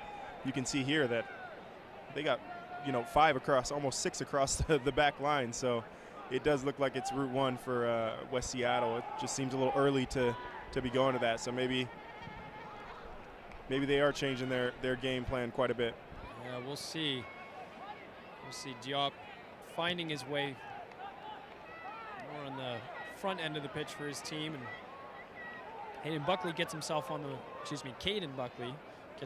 ball early in this half. And this is very similar to how we saw the first half start, though, as well, to be fair. Joe Dale with an aggressive challenge. Referee lets them play on. Early throw to the far side. I believe that's from Mustafa, sizing up Briscoe, who does never's one to shy away from a physical tussle and comes out on top there. But as this game progresses, you'd expect Ballard to progressively up their possession, continue to assert their dominance, much as they did in the first half. And to our point a moment ago about the conversation in the locker room, 2 of the goals were own goals. So it might be a focus of, hey, realize that we clean up our mistakes. It's 1-0. We've had a couple opportunities of our own. Let's remind ourselves that theoretically we should be in this game. Let's go play like it. That's how I would give the message. Yeah, that was like I said. You're saying, you know, Ballard hasn't broken us down yet. They're not, you know, destroying us with possession. That's why I am surprised. You know, keeper comes up and just goes to hit a long ball, and there's 6 guys across the Ballard's back line. That seems like a different sort of tactic than, okay, let's play our game. Right. So that's an interesting. We'll see how that plays out. I would imagine that, you know, Ballard does have good possession, and they are able to break you down. So that might be something that comes back to bite them if they just keep playing long balls. It's a push and pull. Ballard, obviously, with their 2023 national title campaign, able to weather any storm. Joe Dale on the far side in a little bit of space, takes on his defender McGuire. Early service ball from it. Can't quite redirect on frame, but we're seeing there just how quickly Ballard can counter and really take advantage of any sort of possession. Lucas Martin, thankful that ball never ended up anywhere near the frame. Yeah, great early ball from Joe there. Like I said, that goes from Kai to Peter and then out towards Joe on the break.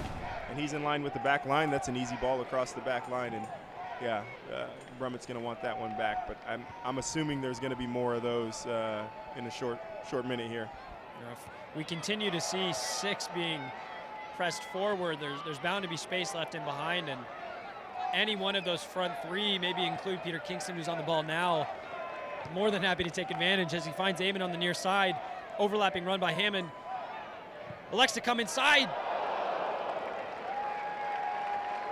Strong shot, can't quite get the curl that he was looking for, just wide. Yeah, I like that from Richie. Cutting in, I mean, I was an outside mid. That was my go-to as well. Cut in and try to catch the keeper on the outside there. If that has a little bit more curl on it, I mean, that ends up troubling the keeper. Diop, the recipient here, Leo Burney, doing very well. Juan Alvarez in so much space ahead of him. Faced up by the midfielder, Julian Kerr, takes him inside, left-footed. Raymond, emphatic clearance. Ball kept in on the far side. Kai Briscoe with a lucky bounce. As we see a substitution being prepared about 53 minutes in for West Seattle FC. Looks like number 34, Riki Kobayashi, the Whitman College sophomore, I believe. Coming off on the far side, number 15, Luis Zazueta. Zazueta was a crafty player through the game, definitely asked a couple questions, walking past his traveling support. We'll see what Kobayashi can bring to the game.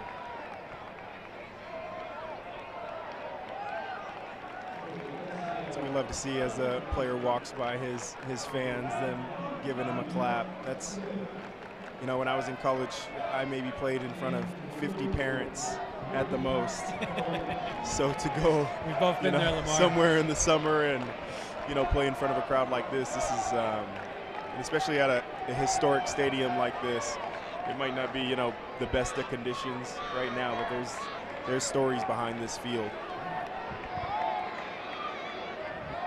Christian Eggman on the far side, trademark looping long throw, crowded 6-yard box, very similar to a corner kick. flick on by Brummett. Burnley with the second challenge. Away by Buckley. Engman on the far side, dispossessed and fouled. Quick history lesson on Memorial, formerly known as Civic Field. Built in 1947 as a memorial for the lives lost in World War II. And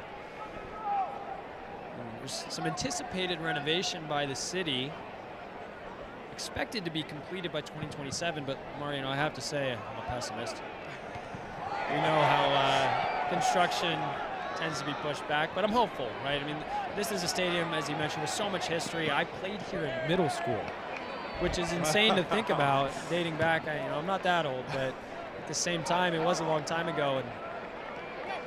And the history that's being made here with Ballard FC calling this their home after 2 fantastic years at Interbay Stadium. Excited to see how this stadium progresses. As you see Buckley on the near side, finding Diop in the center. Leo Burnley doing what he does best, cleaning up so well. Maybe a little bit of turf in the eye, though. Something soccer players are very familiar with, and it's never fun. It's probably the same turf that was in your eye in middle school. Yeah,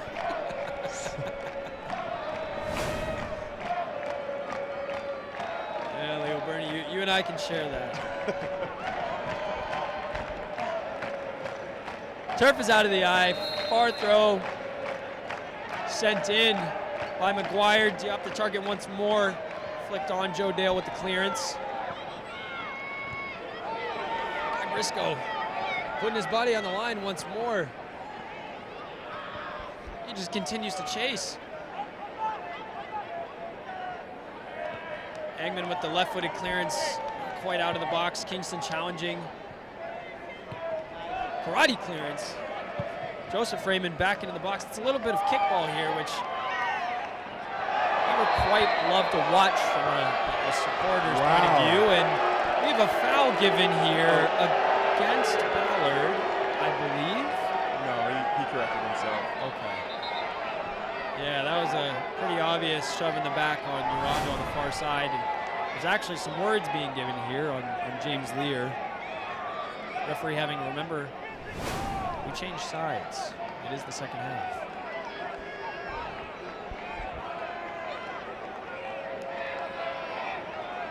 $12 minutes in the second half here. Started very similar to the first half. West Seattle asking the question, looking to commit numbers forward, but Ballard doing well to absorb pressure and maintain possession. Lanfear electing to go long. Picked up by Hammond. Skips a challenge. Left-footed. Good-looking ball, but Hammond not quite able to receive, but I do like the fact that Ballard is they're not afraid to play balls in behind right now. Looks like an offsides here, quite awkward. But to your point, Lamar, when a team is so one-dimensional, as it kind of feels like West Seattle is forcing themselves into that box right now, it becomes easy to defend. And as a goalkeeper, right, I mean, it's one where you see something happen over and over, you communicate with your backline, you know what's coming, as we're seeing here, a route one ball to their biggest player, which sometimes it might work out, but if you're playing the game of odds, Ballard's done quite well through the first 45. Aiming to repeat that, but Ballard being very two-dimensional, maybe even three-dimensional, with ball popping out to Kingston in the center of the park. Near side, Eamon sizing up his defender, elects to go for support. Missed control. Caden Buckley receiving and finding the center back makeshift forward, Diop. Kobayashi. Back to Diop. Center of the park to Kerr. McKenna. Back to Kerr. First spell of possession for West Seattle this second period. Raymond, early service. Difficult ball for Lanfear, and casually picks it up on the second. Not as secure hands as one might be hoping for. But it comes to naught.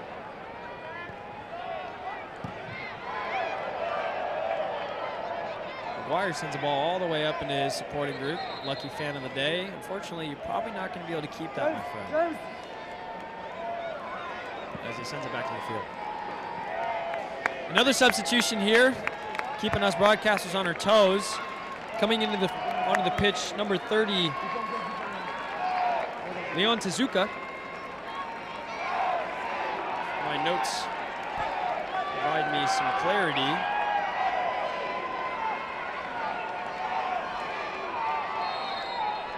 The forward out of Highline, replacing number 17, James Lear. Kobayashi. Can't find the return from Raymond.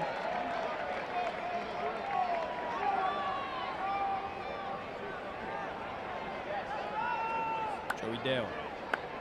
Scrapping away, winning a throw-in for his team. Lamar, over the 3 seasons that Ballard has been a team, and this is a great time to talk about it as we have what looks like 5 substitutions being prepared, and we might have to come back to my question here in a second because I'm going to be busy for a moment. Looks like we have Charlie Gaffney, Ray Mendez, Danny Burko. Looking for some other numbers here to provide some.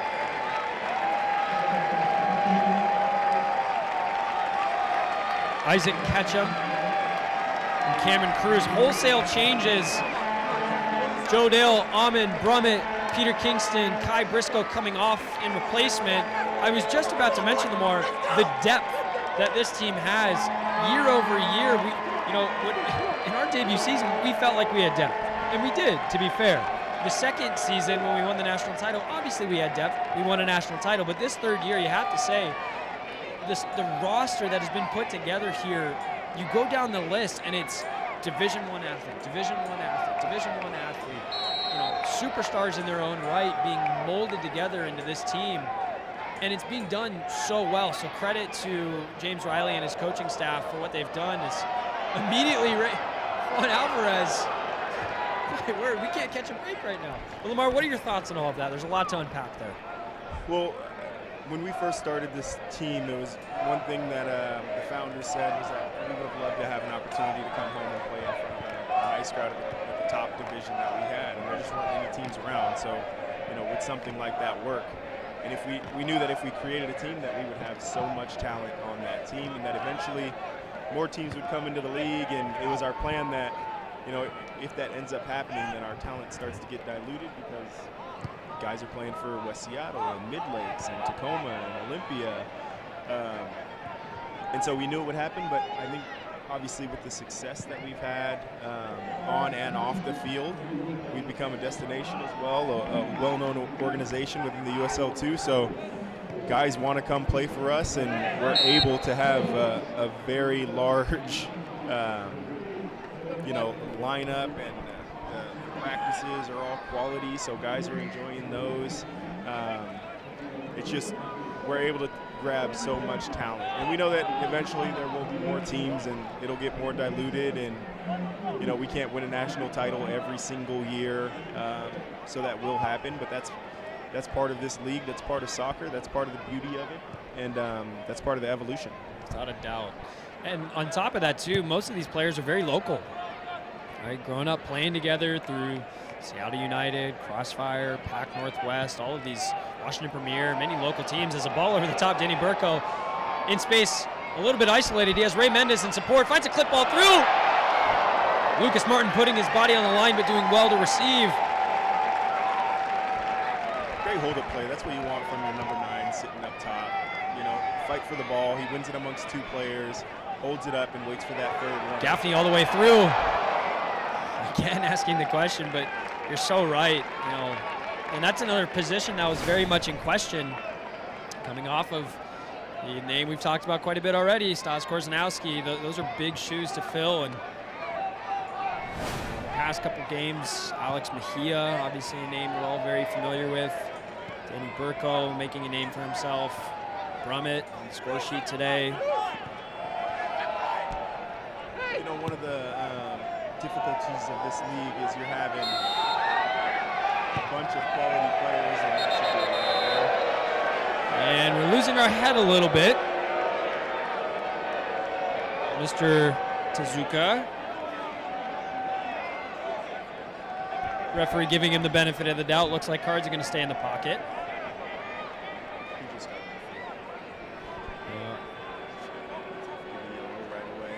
But like I was saying, one of the difficulties is you have so many players that haven't played together. They're quality players, but where can you create chemistry in such a short amount of time? One of the positives is you have a bunch of players that have played different formations. So, you know, if you don't have a Stas, we've been fortunate enough to have a couple number 9s, but maybe we could figure out a different formation and have 2 guys up top that can play together, and they already know, you know, the runs and that they should be making off one another, and you have the ability to be very versatile. And on top of it, so many returning players. Ballard FC with multiple 3-year standouts. Alex Mejia, Christian Eggman, Leo Burney, Charlie Gaffney, Takedo Onendera, and I mean the list goes on. Joe Dale, along with second year, so being introduced. Charlie Gaffney looks to check his run. Looks like he was offside, not quite giving chase because I think he knew that. But it's easy to, I think, continue to develop that culture once it's already been established, whereas a West Seattle FC or a Mid-Lakes United, so many of these new clubs really starting to create that culture from ground zero, even though many of the players know each other. There's a long clearance ball with Tezuka getting himself involved, and not for the right reasons yet again. Foul on Hammond.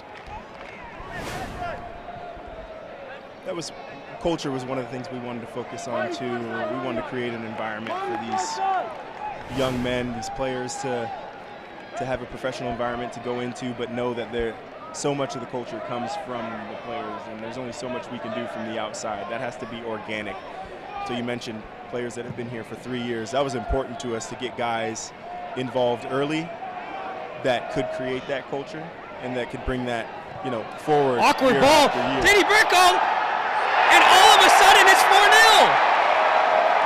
Sorry to cut you off, Lamar, but my word, Lucas Martin, just with a lapse of concentration, rolls the ball in when you're going to need to see a replay to who exactly that was, because it seemed like such a nonchalant portion of the game, but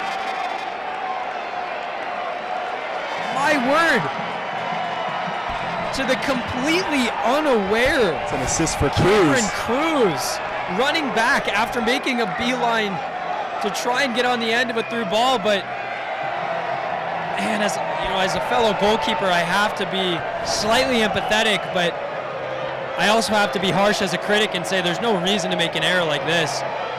Coming off his backside, didn't see him. And another unfortunate mistake for West Seattle, right? That isn't getting broke down as good as Ballard's been and the chances they've had. The goal comes from one mistake at the back line, and then boom, that's 4. And that's what potent strikers, potent number 9s, like a Danny Burko, or I'm sure any of the other forwards listed on Ballard's roster would snap up at a chance like that, but was under pressure initially, had to take it one time, fair play. But here we are, 68 minutes played. Ballard 4, West Seattle Junction FC 0. Good touch from Cruz, keeping it in play. Shielding the body, throw in the corner.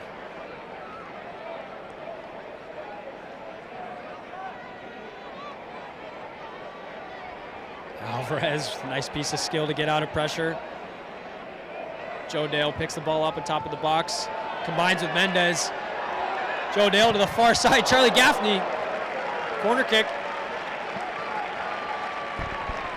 Good play there. This is what we talked about, right? The first 15 minutes or so, West Seattle coming out with a new plan of action and new tactic, shifting some pieces around, and Ballard holding strong, fortifying the back line, and all of a sudden back on top with the goal. I like that Ballard hasn't let up. 4-0, still applying pressure, still keeping possession, still going for goals. You know, sometimes teams get up by a few goals and Hammond with the long strike! Oh my word! And he knows how close that was. He had about 15, 20 yards of run up as we're watching the replay here. This is what I'm going to want to see over and over. He hit that so clean. Oh my.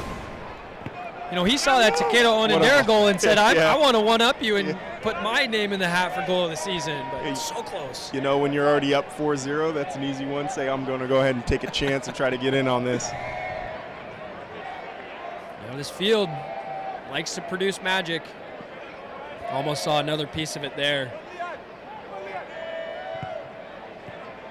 Combining well. G up across Jodale, picking up the pieces, Gaffney. Clean turn of play from Alvarez.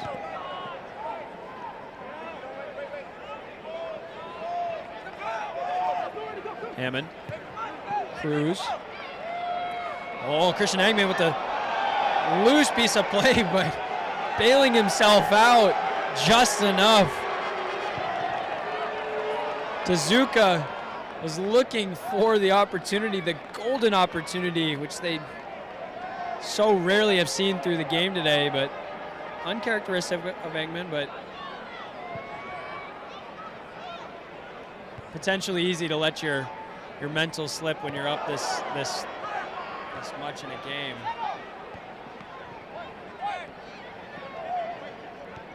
You know, Lamar, I know we only have you for a couple more minutes here, so one last question, and it's a difficult question to ask, and it's a difficult question to answer. I'm sorry. What are our expectations of Ballard FC for the rest of this season? Yeah, I mean, after winning a national title and having a similar group of guys back, you always want to make a strong push in playoffs. To say if we don't win a national title, is this a failed year? I think that's unfair to the players, that's unfair to the coaches. But to be a national champion caliber team, I think we have to show that every single game, and if you do that, we're going to go a long way. Is that good for you? Nice political answer. Maybe we can talk about our feelings off camera. Well, Lamar, it's been fantastic having you on the broadcast. We appreciate it. We're going to let you get back and enjoy the rest of this match with your family. But as a pleasure, my friend, always good to hang out with you. And you know, congratulations on the successful career that you've had as a player, as well as post-playing with the development of a league and a team like this. And we're really excited to see where it continues to grow. Appreciate it, man. Always a pleasure to be on.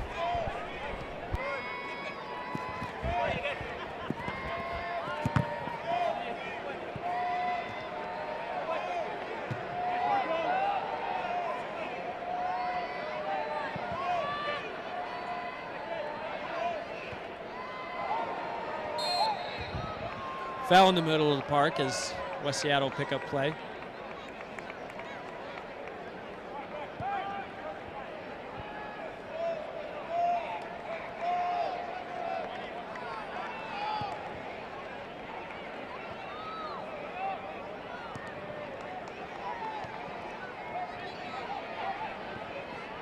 Rondo to Cruz. Cruz with the testing ball. Brummett doing what Brummett has done so far very well this half. Winning a throw-in for his team. So difficult to defend when you have players willing to receive the ball short. You have players willing to go in behind. It's a Ballard team really showing their versatility. And really at the center of it all tonight has been a player who we've talked about, who's on the ball right now, Juan Alvarez. As he's dispossessed, commentator's curse. Tezuka on the near side, sizing himself up with Eggman, wins himself a corner. But Juan Alvarez really showing his class through the game this evening, linking play, picking up loose pieces, quality deliveries and services. We'll see as we approach the 75th minute here, begin to have the conversations around man of the match performances. Near side outswinging service. Raymond on the receiving end, but sends it over the top.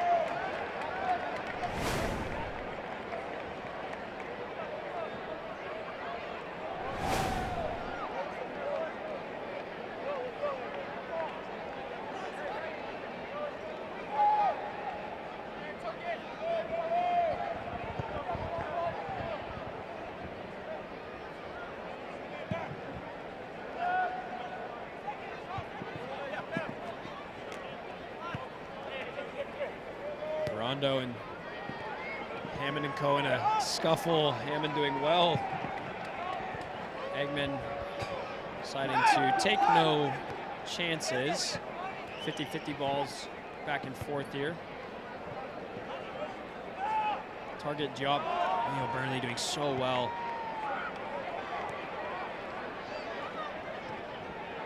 Joe Dale in his defensive duties, who's been moved back into a right back position. First time hit! Caden Bucky. Very sweetly struck, but just wide. Unfazed Charlie Lanfear. Softball fell off the boot of McGuire, I think it was. It made his way all the way from left back. Raymond winning his duel with Burko.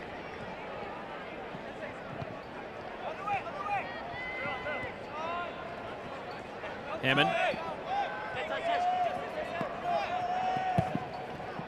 Eggman with the cleanup. Jake Larson with the header.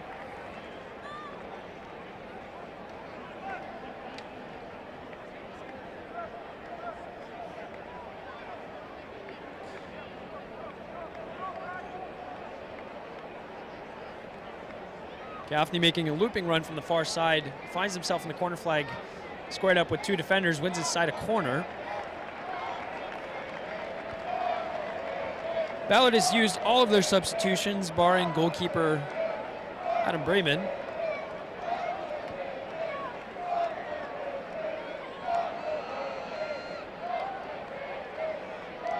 The lone Tezuka at the halfway line for West Seattle Junction FC.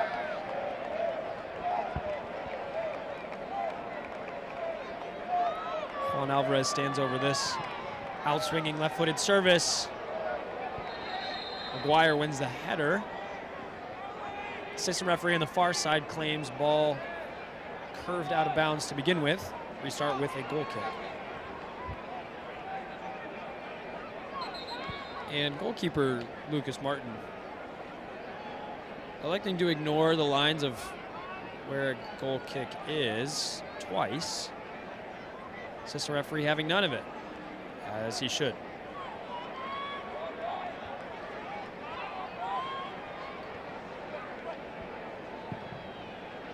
Route 1 service from the goalkeeper. Leo Burnley climbing the mountain that is Mani Diop. Quality combination play, Ray Mendez. Juan Alvarez, back to Alvarez. Finds the outside support run of Charlie Gaffney. Overhits his service.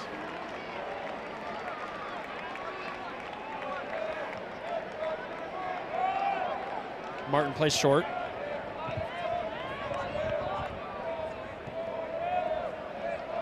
McKenna losing possession. Cruz can't quite find support of Burko.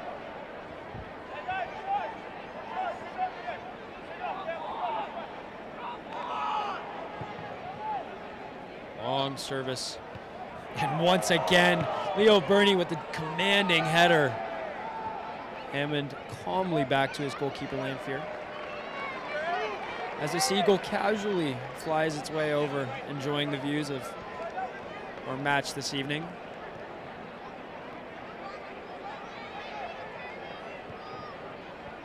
Gaffney recycles to his Pennsylvania collegiate teammate, Leo Burney. Cruz picking up some of the pieces. Ray Mendez on the near side, sizing up. Ballard enjoying a spell of possession here through Alvarez.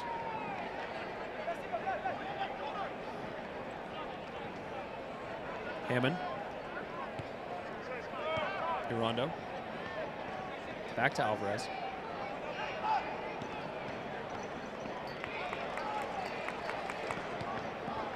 Hammond, Rondo. Connecting once again. Dispossessed in the center, but cleaned up by Eggman for an early ball over the top for an onside Burko. 2v1 on the near side. Clean feet, finds his teammate Ray Mendez. Long spell of possession here. Recycled through Engman.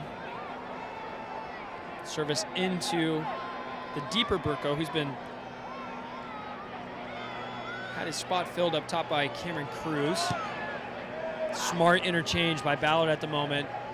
Really working that back line and midfield. Ray Mendez cuts inside, finds Burko, finds his way to the top of the box. Charlie Gaffney on the far side, left foot, clip service, back post!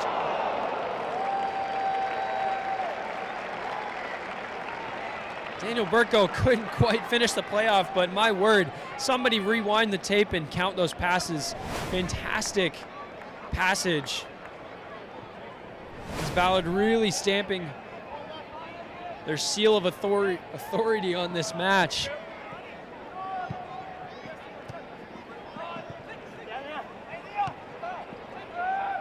Takuza helping the ball on. Leo Bernie, another aerial win. Hammond with a long clearance. It's going to work out really good for Danny Burko. Again, isolated, but has had no problem with it during his time. Working it all the way to the end line. Comes back inside. Alvarez looking for a cheeky Travella. Nutmeg. Doesn't quite pull it off. Cameron Cruz with a good defensive effort. Picks up Burko. Good tackle on top of the box. Mendez finds Gaffney. Just wide. Strong defensive effort. Quality pressing out of possession by the entire team. Cameron Cruz in that instance doing well to win the ball on top of the box. Clean feet by Mendez. Gaffney couldn't quite fire it home.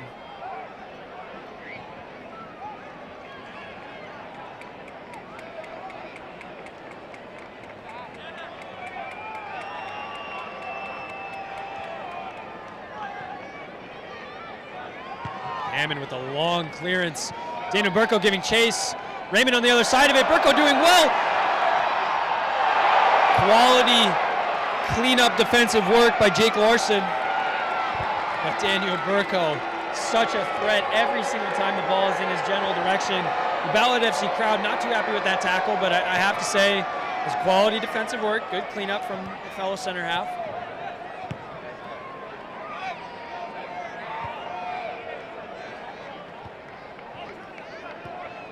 83rd minute as we approach full time.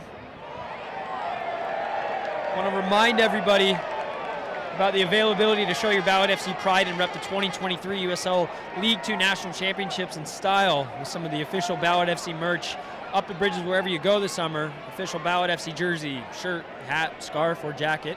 Check out the club's newest jerseys, the Fire and Smoke away jersey and goalkeeper kit, which again, I'm going to go be getting myself one immediately after this game. Celebrate the local artists with the new Stevie Shaw kit and scarf available at along with the club's first official shoot jacket. I've seen quite a few bridge keepers and other more casual Ballard FC loyalists sporting as we have a long shot hit in by Caden Buckley. A little bit out of nowhere. Defensive effort by Engman. Follow-up defensive effort by Lanphier does enough to put out the fire, so to speak. To finish our thought, reminder, all of this merch is available in person at our pop-up booths here at Memorial Stadium, as well as online at goballardfc.com/shop.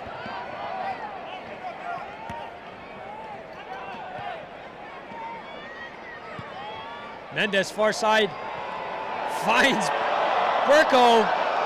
Goalkeeper Lucas Martin coming out, but taking a hit for his troubles along the way. Hoping that he's okay here. Seems to be in some pain.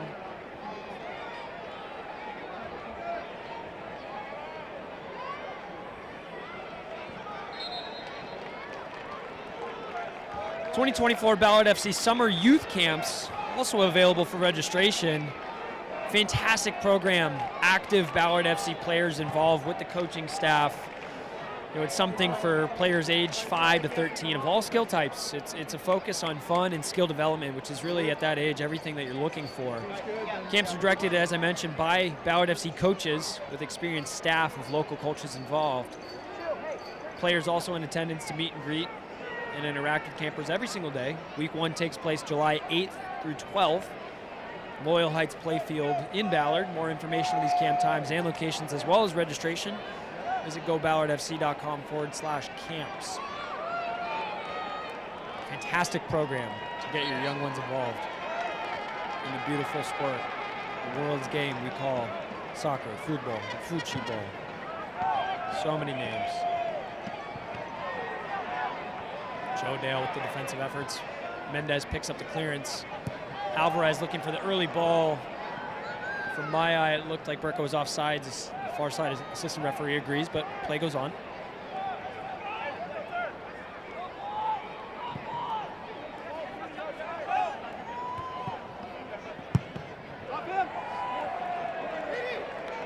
Cheap corner kick conceded by Ballard from a long through ball effort by McGuire.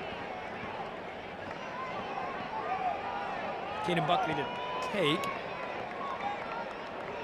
Everybody back to defend for Ballard, looking to hold this clean sheet as the ball aims harmlessly wide for a goal kick.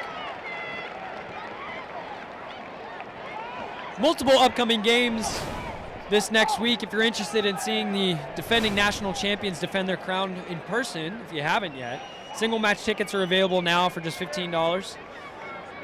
Join us here at the historic Memorial Stadium. Single match tickets are available for every game this season, including the next home match, which is actually a friendly against Chivas Guadalajara, U23s, Tuesday, June 4th at 7 p.m. Ball over the top by Gaffney. Trying to make sure we tell everybody about all these awesome things we got going on, but this game keeps flowing. Monty Diop doing strong work as Christian Eggman's up for the challenge, wins the ball back, finds himself in a left wing position, lays the ball off to Burko for an early service, cleaned up by the midfield duo of Julian Kerr and Caden Buckley, ultimately looped along by Lucas Martin.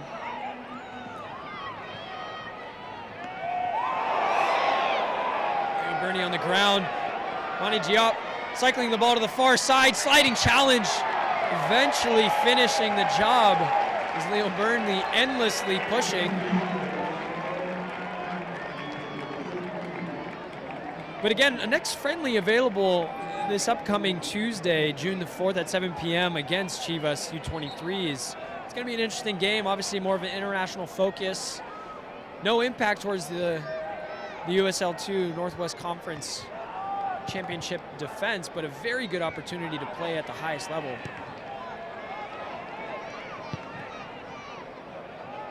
Kerr firing in a shot, ends up finding its way to Mendez, who ultimately finds Alvarez. Not the person you want to have on the ball in a situation like this, but aims to slow the game down as we enter the final minute of play in regulation time.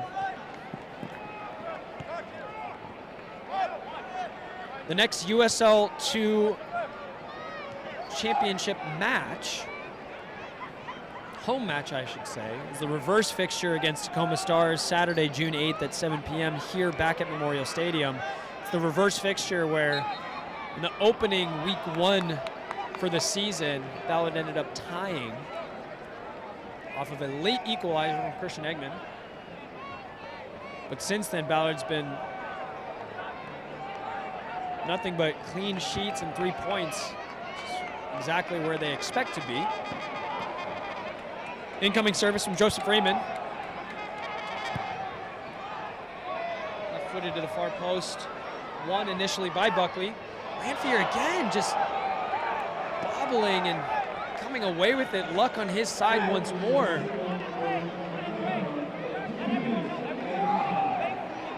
Ballard would be frustrated to walk away with anything other than a clean sheet and 3 points again today, so electing to go long to accomplish just that.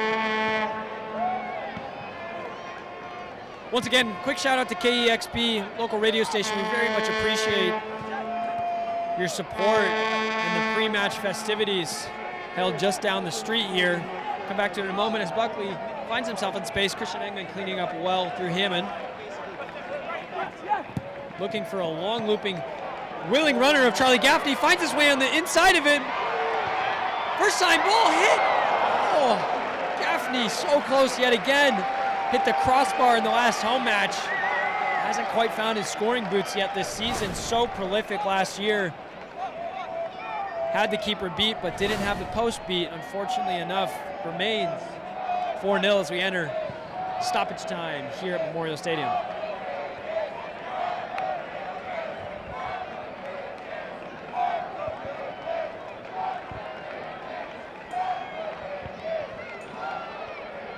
Bridge keepers have entered their celebratory up the bridges chance.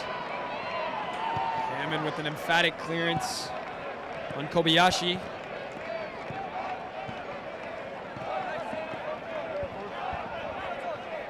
McGuire back to Kobayashi.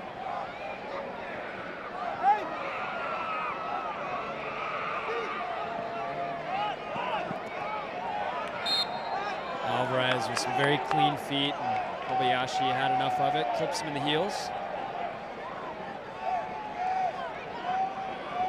Final seconds of the 2 minutes of stoppage time that we have here.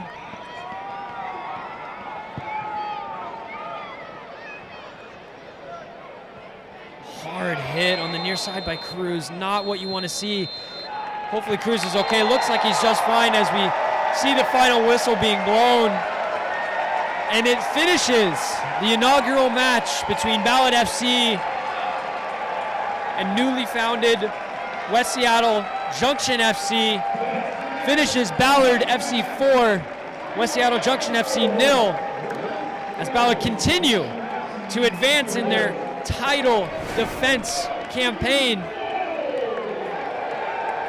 What a fantastic evening for the Ballard FC faithful. It hasn't been the prettiest of matches, it has to be said, as we look through some of the highlight reels. Austin Brummett kicks things off with a well-worked goal. In-swinging service from Alvarez. Engman so close to making it a true goal, but you have to be said, an own goal not very exciting from West Seattle point of view. Kingston then with a difficult in-swinging service and some loose hands by goalkeeper Lucas Martin.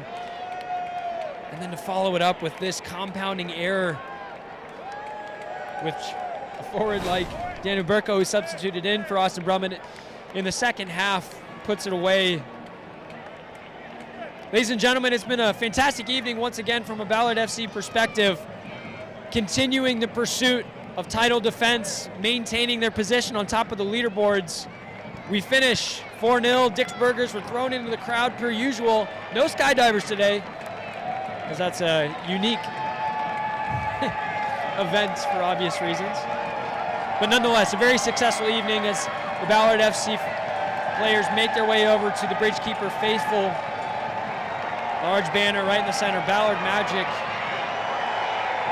History has been made, and history is continuing to be made, as now the Ballard FC players are hucking Dick's Burgers up into the crowd. I'll tell you what, I'm on the opposite side of the stadium here, and I'm a little jealous. But those Ballard FC fans, well-deserving as we wrap up tonight's broadcast. Thank you, everybody, for being attentive. Thank you, everybody, for your continued support. We look forward to seeing you again. Next game, Tuesday the 4th at 7 p.m., friendly against Chivas Guadalajara.